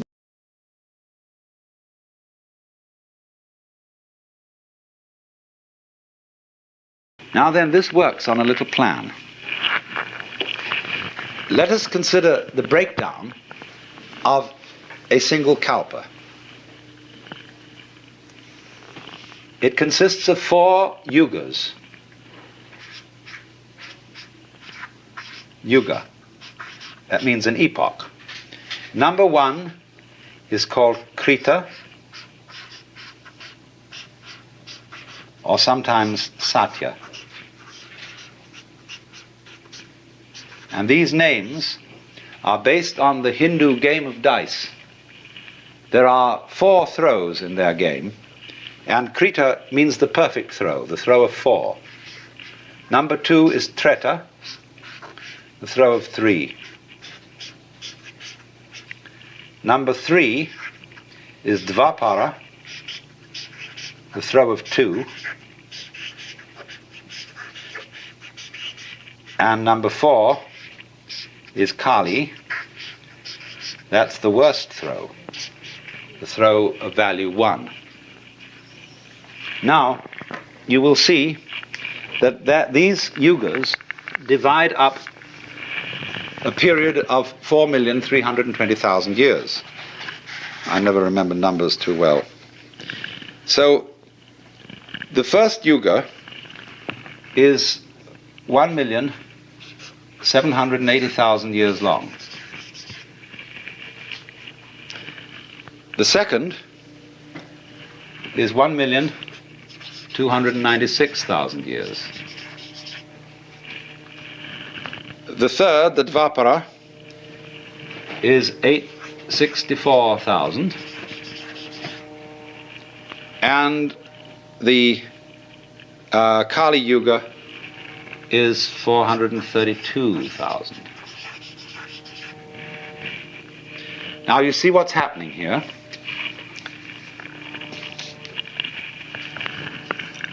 When the manifestation starts, it's as good as possible. Everything is just glorious.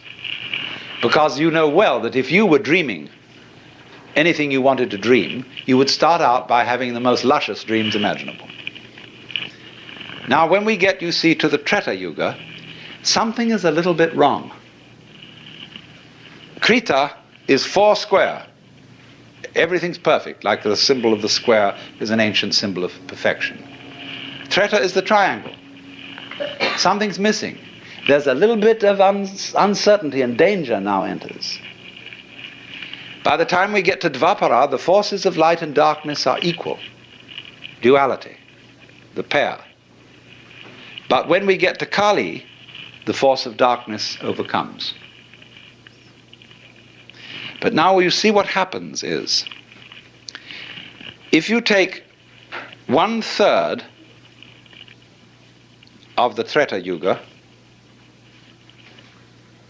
as being on the bad side, half of the Dvapara Yuga as being on the bad side, and all of the Kali Yuga, and you add those figures up, you will get the bad side occupying only 1/3 of the total time.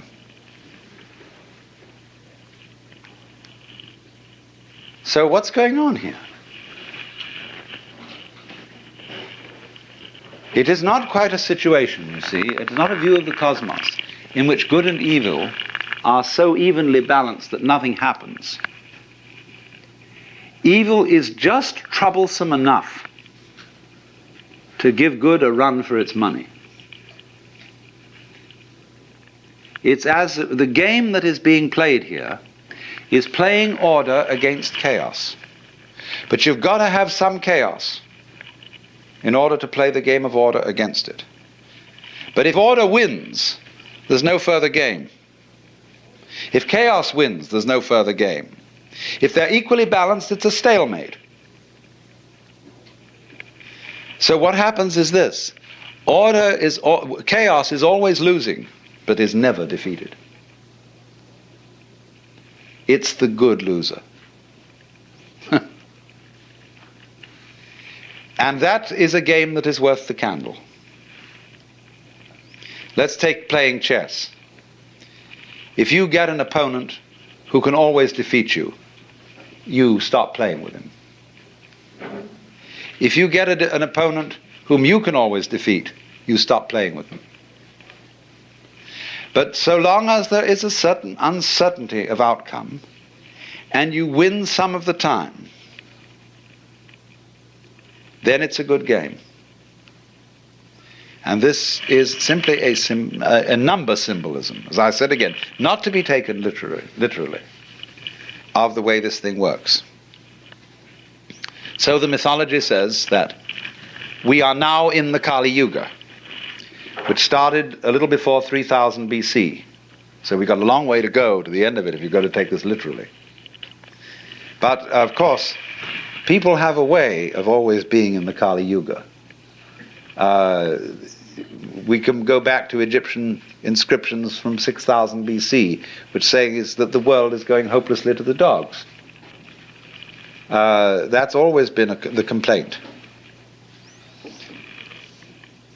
But according to this mythology, there are you have to realize the Lord, the Brahman, in three aspects. One is Brahma, the creative principle. Two is Vishnu, the preserving principle. And three is Shiva, the destroying principle. And Shiva is very important here.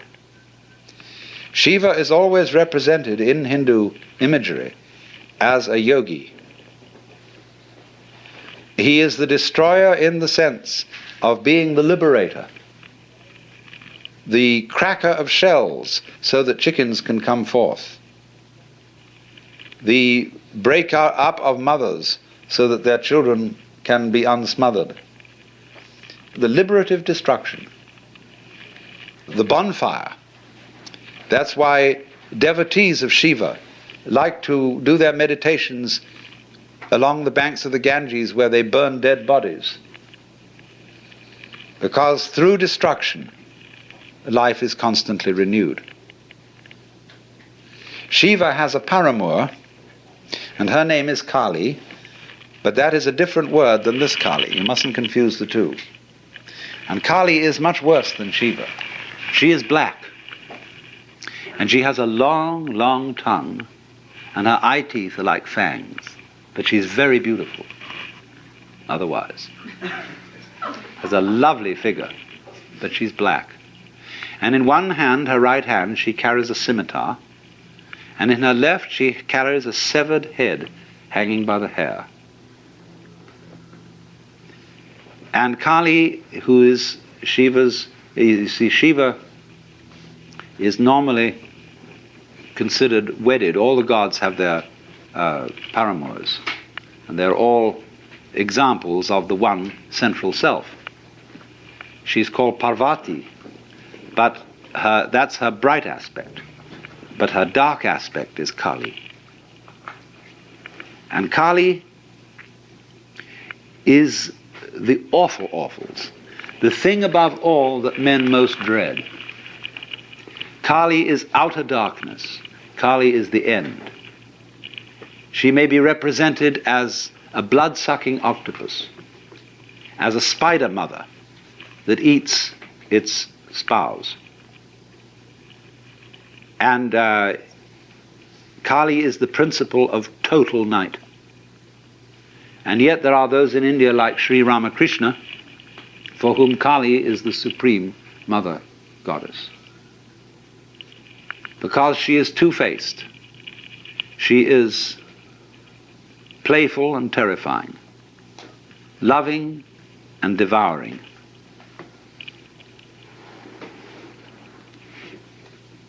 Destroyer and savior. And the cult of Kali has as its importance helping one to see the light principle in the very depths of darkness. I have some suggestions for meditation on Kali, which you can all practice very easily. You go to the aquarium and you find out there the monsters of the deep that make you feel most uncomfortable, and you study them. So in this way, Kali is studied by her devotees. And if you meditate on those, this will be like putting manure on the soil. And out of all this apparently morbid and dismal thinking, bright things will begin to arise. Because you will realize that what Kali is the most far-out act that the Supreme Self can put on. The symbol of complete alienation from itself. So what happens, you see, is this. In the process of the game of hide and seek, the Supreme Self tries to see how far out it can get. Just like children like to sit around and have a competition as to who can make the most hideous face. And so, this gets worse and worse as the time cycle goes on, until at the end of the Kali Yuga, Shiva puts in an appearance, and he's all black and he has 10 arms, and he dances a dance called the Tandava. And in dancing the Tandava, the whole universe is destroyed in fire. But of course, as Shiva, having done this wreckage, turns around to leave the stage, you find that on the back of his head is the face of Brahma, the creator. And it starts again. Well, now, you see, this involves certain ideas that are quite alien to the West. One, the idea of the world as play. Our Lord God in the West tends to be over-serious. And no great Christian artist has ever painted a laughing Christ or a smiling Christ. Nothing that I've seen of any of the great masters. Always this figure is tragic and has that sort of look in the eye which says, one of these days you and I have got to get together for a very serious talk.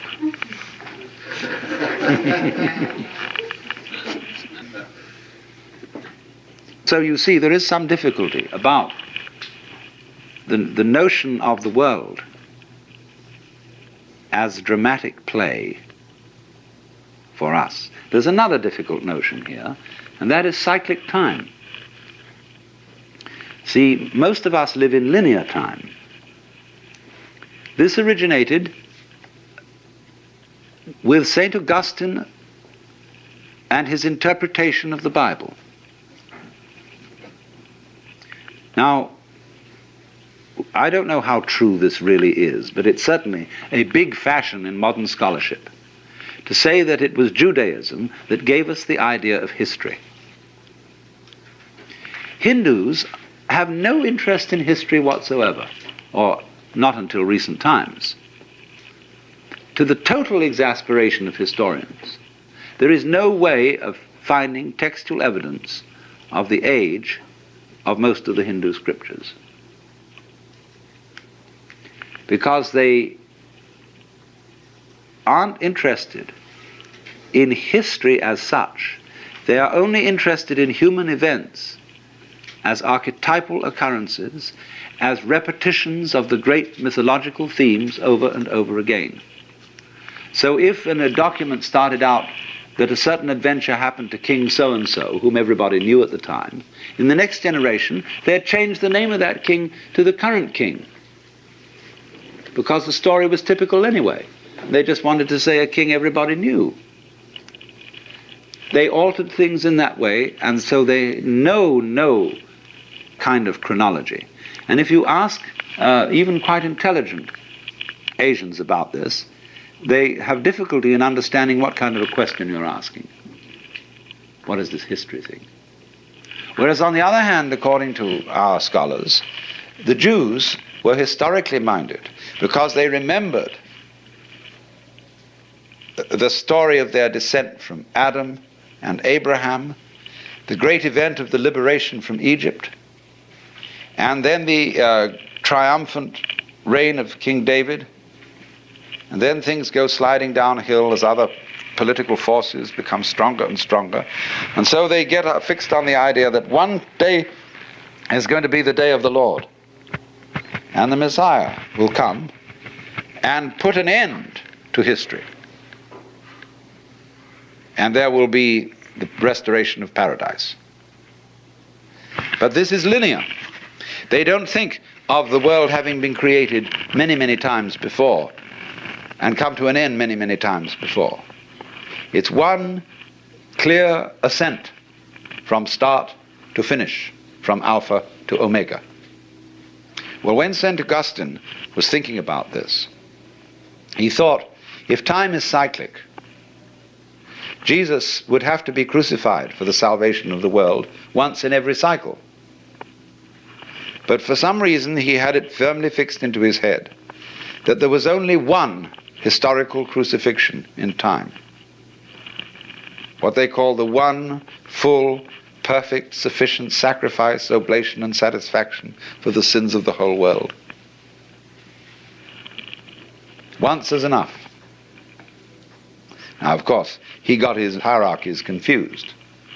It's true, there is one sacrifice, but that's on the plane of eternity. On the plane of time, eternal things can be repeated again and again and again. But so, as a result of that,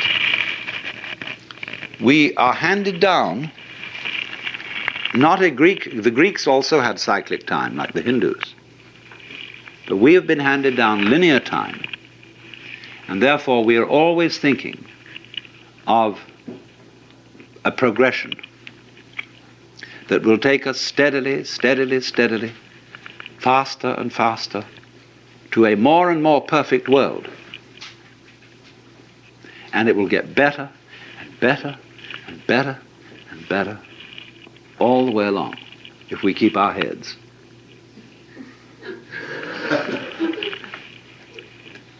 Now, this shows, I think, a rather naive view of human nature.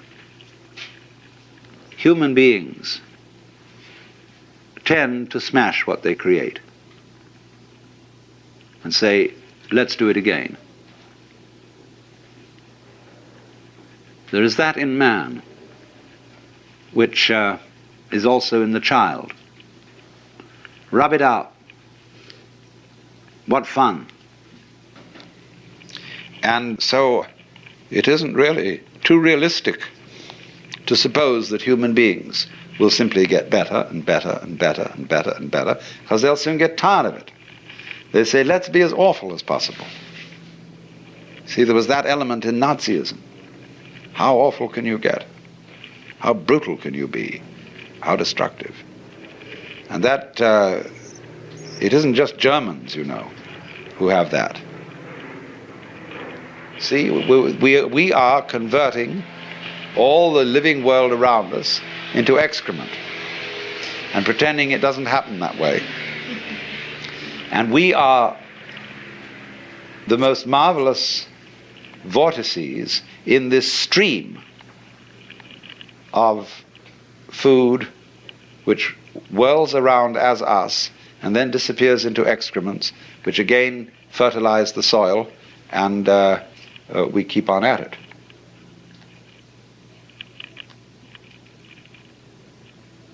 So you see, there is that thing in us which is represented by Shiva Kali, and it's always there. The Hindu looks at the world with very, very hard-boiled realism in this way, and sees terror and magnificence, love and fury as two faces of the same thing. And you could say, well, is there any peace possible?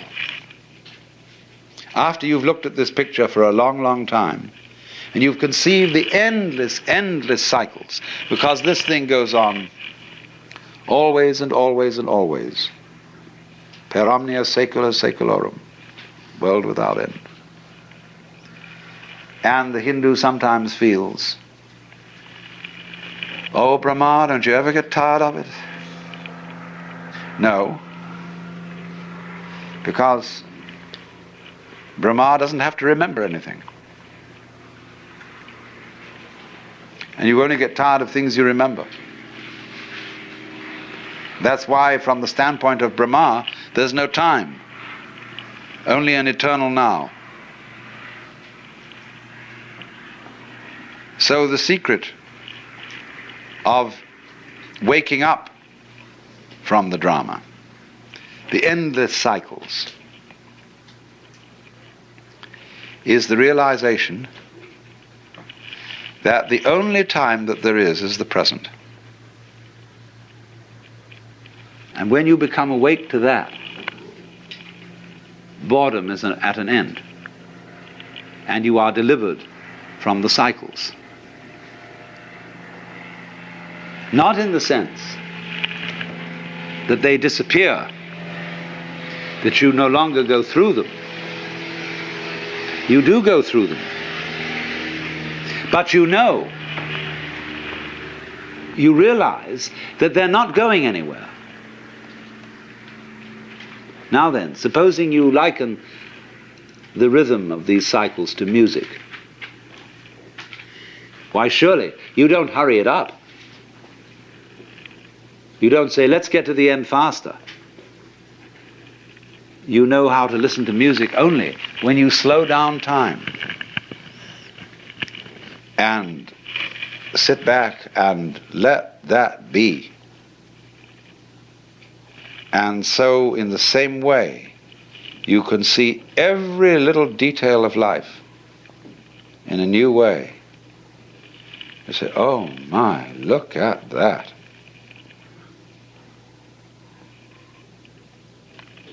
And so one's eyes are opened in astonishment by living totally here and now.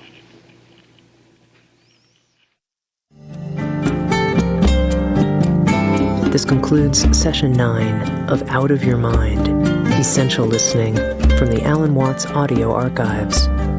Our program continues with Session 10.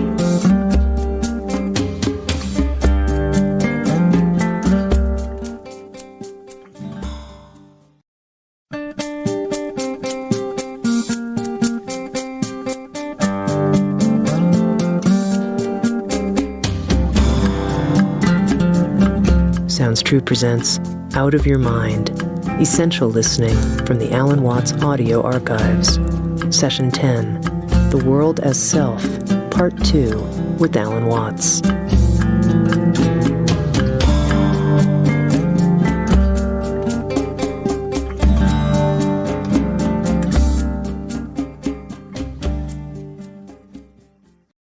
I started out yesterday to discuss what the self means in Hindu philosophy, the principle tat tvam asi, that art thou, meaning that the self is the basis of all being, and being is not something into which. We now come to the most complicated of all. Number 4, marga. Marga in Sanskrit means path. And the Buddha taught an 8-fold path for the realization of nirvana.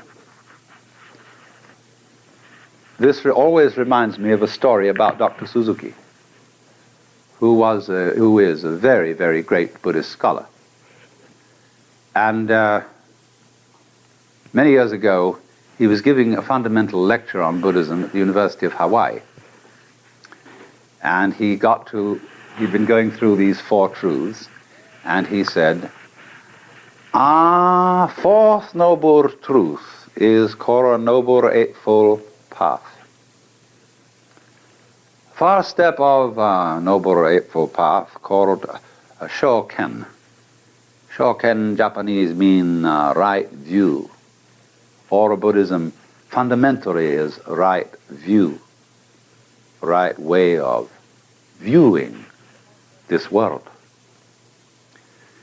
Second step of Noble Eightfold Path is, I forget second step, you look it up in the book.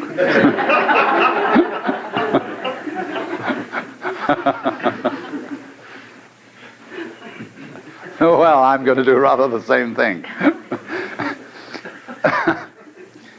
What is important is this. The Eightfold Path is really got 3 divisions in it. The first are concerned with understanding. The second division is concerned with conduct. And the third division is concerned with meditation. And every step in the path is preceded by the Sanskrit word samyak, in which sam is the key word. In Pali, samma. And so the first step, samyak drishti, which means, drishti means a view, a way of looking at things, a vision, an attitude, something like that. But this word samyak is in ordinary texts on Buddhism almost invariably translated right. This is a very bad translation. It does, of course, the word is used in certain contexts in Sanskrit to mean right, correct. But it has other and wider meanings.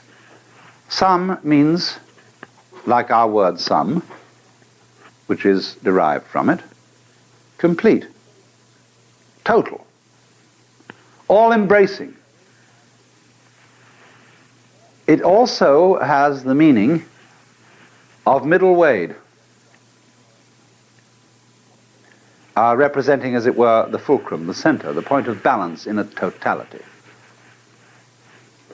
Middle wade way of looking at things. Middle wade way of understanding the Dharma. Middle wade way of speech, of conduct, of livelihood, and so on. Now, this is particularly cogent when it comes to Buddhist ideas of behavior. Every Buddhist in all the world, practically, as a layman, if he's not a monk, undertakes what are called Panchasila, the 5 good conducts. Sila, S-I-L-A, is sometimes translated precept. But it's not a precept because it's not a commandment. The formula, when a Buddhist, these priests say chant the precepts, Panatipata veramani sikapadang samadhyami. And that means panatipata. Pana is in Pali, this thing. Prana, life. Tipata, taking away. I promise to abstain from. So the first is that one undertakes not to destroy life. Second, not to take what is not given. Third, this is usually translated, not to commit adultery. It doesn't say anything of the kind. In Sanskrit, kamesu mityahara, veramani sikapadam samadhyami. Kamesu mityahara means, I undertake the precept to abstain from exploiting my passions. Buddhism has no doctrine about adultery. You may have as many wives as you like. But the point is this. When you're feeling blue and bored, it's not a good idea to have a drink, because you may become dependent on alcohol whenever you feel unhappy. So in the same way, when you're feeling blue and bored, it's not a good idea to say, let's go out and get some chicks and have some sex fun. That's exploiting the passions. But it's not exploiting the passions, you see. When drinking, say, expresses the conviviality and friendship of a group sitting round the dinner table, or when sex expresses the spontaneous delight of 2 people in each other. Then the 4th precept, musavada, to abstain from false speech. This doesn't simply mean lying. It means abusing people. It means using speech in a phony way, like saying, all niggers are thus and so, or the attitude of America to this situation is thus and thus. You see, that's phony kind of talking.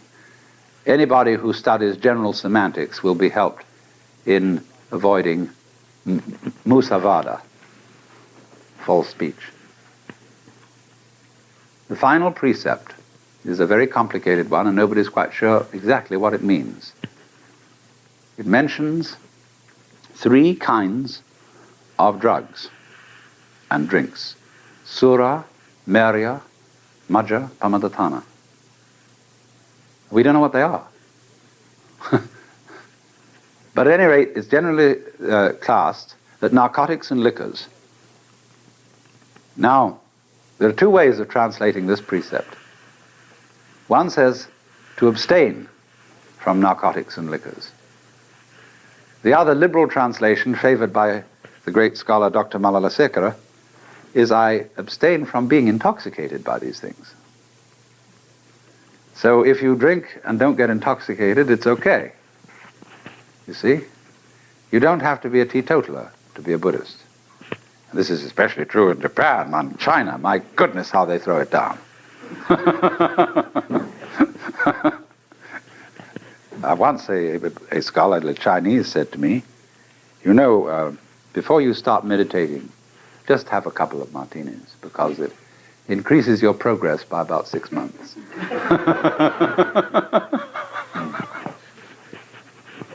Well, now you see, these are, as I say, they are not commandments, they're vows. Buddhism has in it no idea of there being a moral law laid down by some kind of cosmic lawgiver.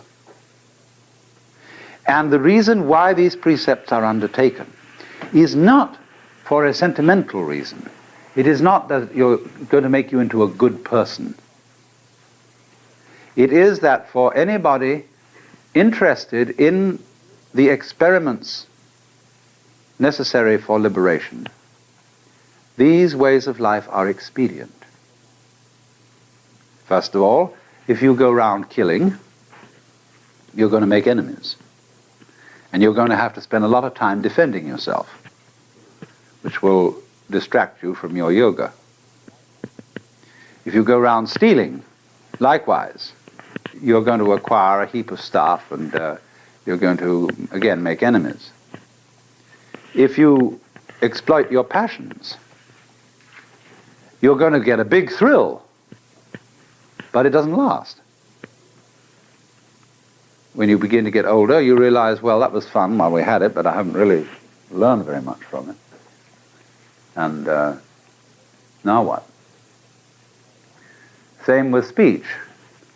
Nothing is more confusing to the mind than taking words too seriously. We've seen so many examples of that. And finally, to get intoxicated or narcotized, a narcotic is anything like alcohol or opium, which makes you sleepy. The word narcosis in Greek means narx is sleep. So if you want to pass your life seeing things through a dim haze, this is not exactly awakening. So then, that's the concern, so much for the conduct side of Buddhism. We come then to the final parts of the Eightfold Path. There are 2 concluding steps, which are called, well, I explained the word samadhi, but I'll write it here again, smriti, samyak smriti, and samyak samadhi. Smriti means recollection, memory, present-mindedness. It seems rather funny that the same word can mean recollection or memory and present-mindedness. But Smriti is exactly what that wonderful old rascal Gurdjieff meant by self-awareness or self-remembering. Smriti is to have a complete presence of mind.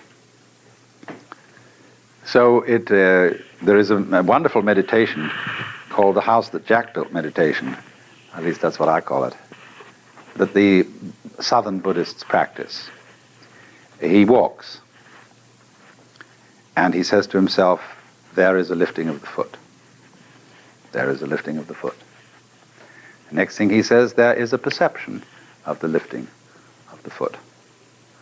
And then next he says, there is a tendency towards the perception of the feeling of the lifting of the foot. Then finally he says, there is a consciousness of the tendency of the perception of the feeling of the lifting of the foot. And so, with everything that he does, he knows that he does it. He is self-aware.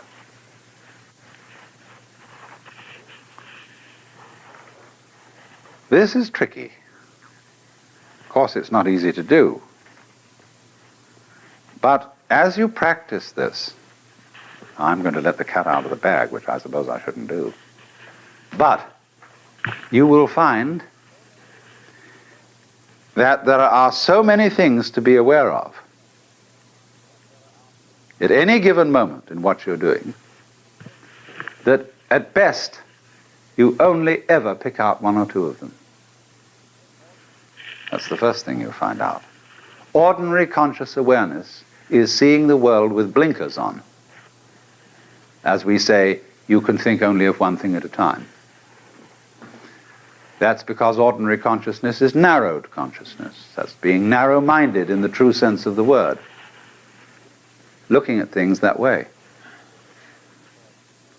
Then you find out that, as in the course of going around, being aware of what you're doing all the time, what are you doing when you remember? Or when you think about the future? I am aware that I am remembering. I am aware that I am thinking about the future. But you see, what eventually happens is you discover that there isn't any way of being absent-minded. All thoughts are in the present and of the present. And when you discover that, you approach samadhi. Samadhi is the complete state, the fulfilled state of mind. And you will find many, many different ideas among the sects of Buddhists and Hindus as to what samadhi is. Some people call it a trance. Some people call it a state of consciousness without anything in it, knowing with no object of knowledge. Some people say that it is the unification of the knower and the known. All these are varying opinions. I had a friend who was a Zen master, and he used to talk about samadhi. And he said a very fine example of samadhi is a fine horse rider. When you watch a good cowboy, he is one being with the horse. So an excellent driver in a car makes the car his own body. And he absolutely is with it. So also a fine pair of dancers. They don't have to shove each other to get one to do what the other wants him or her to do. They have a way of understanding each other, of moving together as if they were Siamese twins. That's samadhi, on the physical, ordinary, everyday level. The samadhi of which Buddha speaks is the state which is, as it were, the gateway to nirvana, the state in which...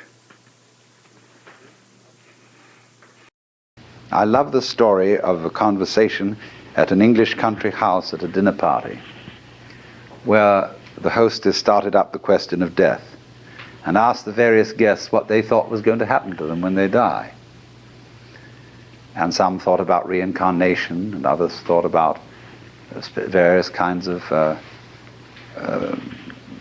different planes of being, and others thought they were going to be annihilated. But none of the guests had answered except Sir Roderick, who was a kind of a military type, but a very devout pillar of the Church of England. He was the church warden, chief of the vestry in the local country parish. And the lady said, "Sir Roderick, you haven't said a word. What do you think is going to happen to you when you die?"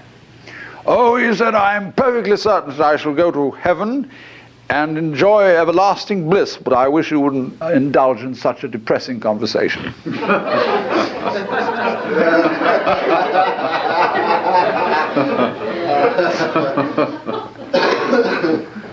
That's true, isn't it? Death in the Western world is a real problem. We hush it up. We pretend it hasn't happened. Our morticians, who are very smart commercial operators, know exactly what's expected of them. And they make death just awful by pretending it doesn't happen. See what happens. You go to a hospital and you're at the end. You've got terminal cancer. And all your friends come around and they wear false smiles and they say, "Cheer up, you'll be all right. In a few days from now, you'll be back home and we'll go out for a picnic again." The doctors have their bedside man. You see, a doctor is absolutely helpless with a terminal case because a doctor's, by social definition, a healer. And he's not allowed to help you die. He's out of role. Even though, I mean, he may sneak behind the rules and do it, but he's definitely, he's got to heal you. So he's going to keep you indefinitely on the end of tubes and all kinds of things. While there's a certain grave demeanor to all this, and all the nurses are so pleasant and so totally distant because they know this is death. And they mayn't be frank with you. That's why they feel distant. It's not that they're not concerned. It's not that they're heartless people, but that they just don't know how to be frank, like lots of people when they meet a drunk. They don't know what to do with a drunk. Because he's not behaving right. And so when you're dying, you're not behaving right. You're supposed to live.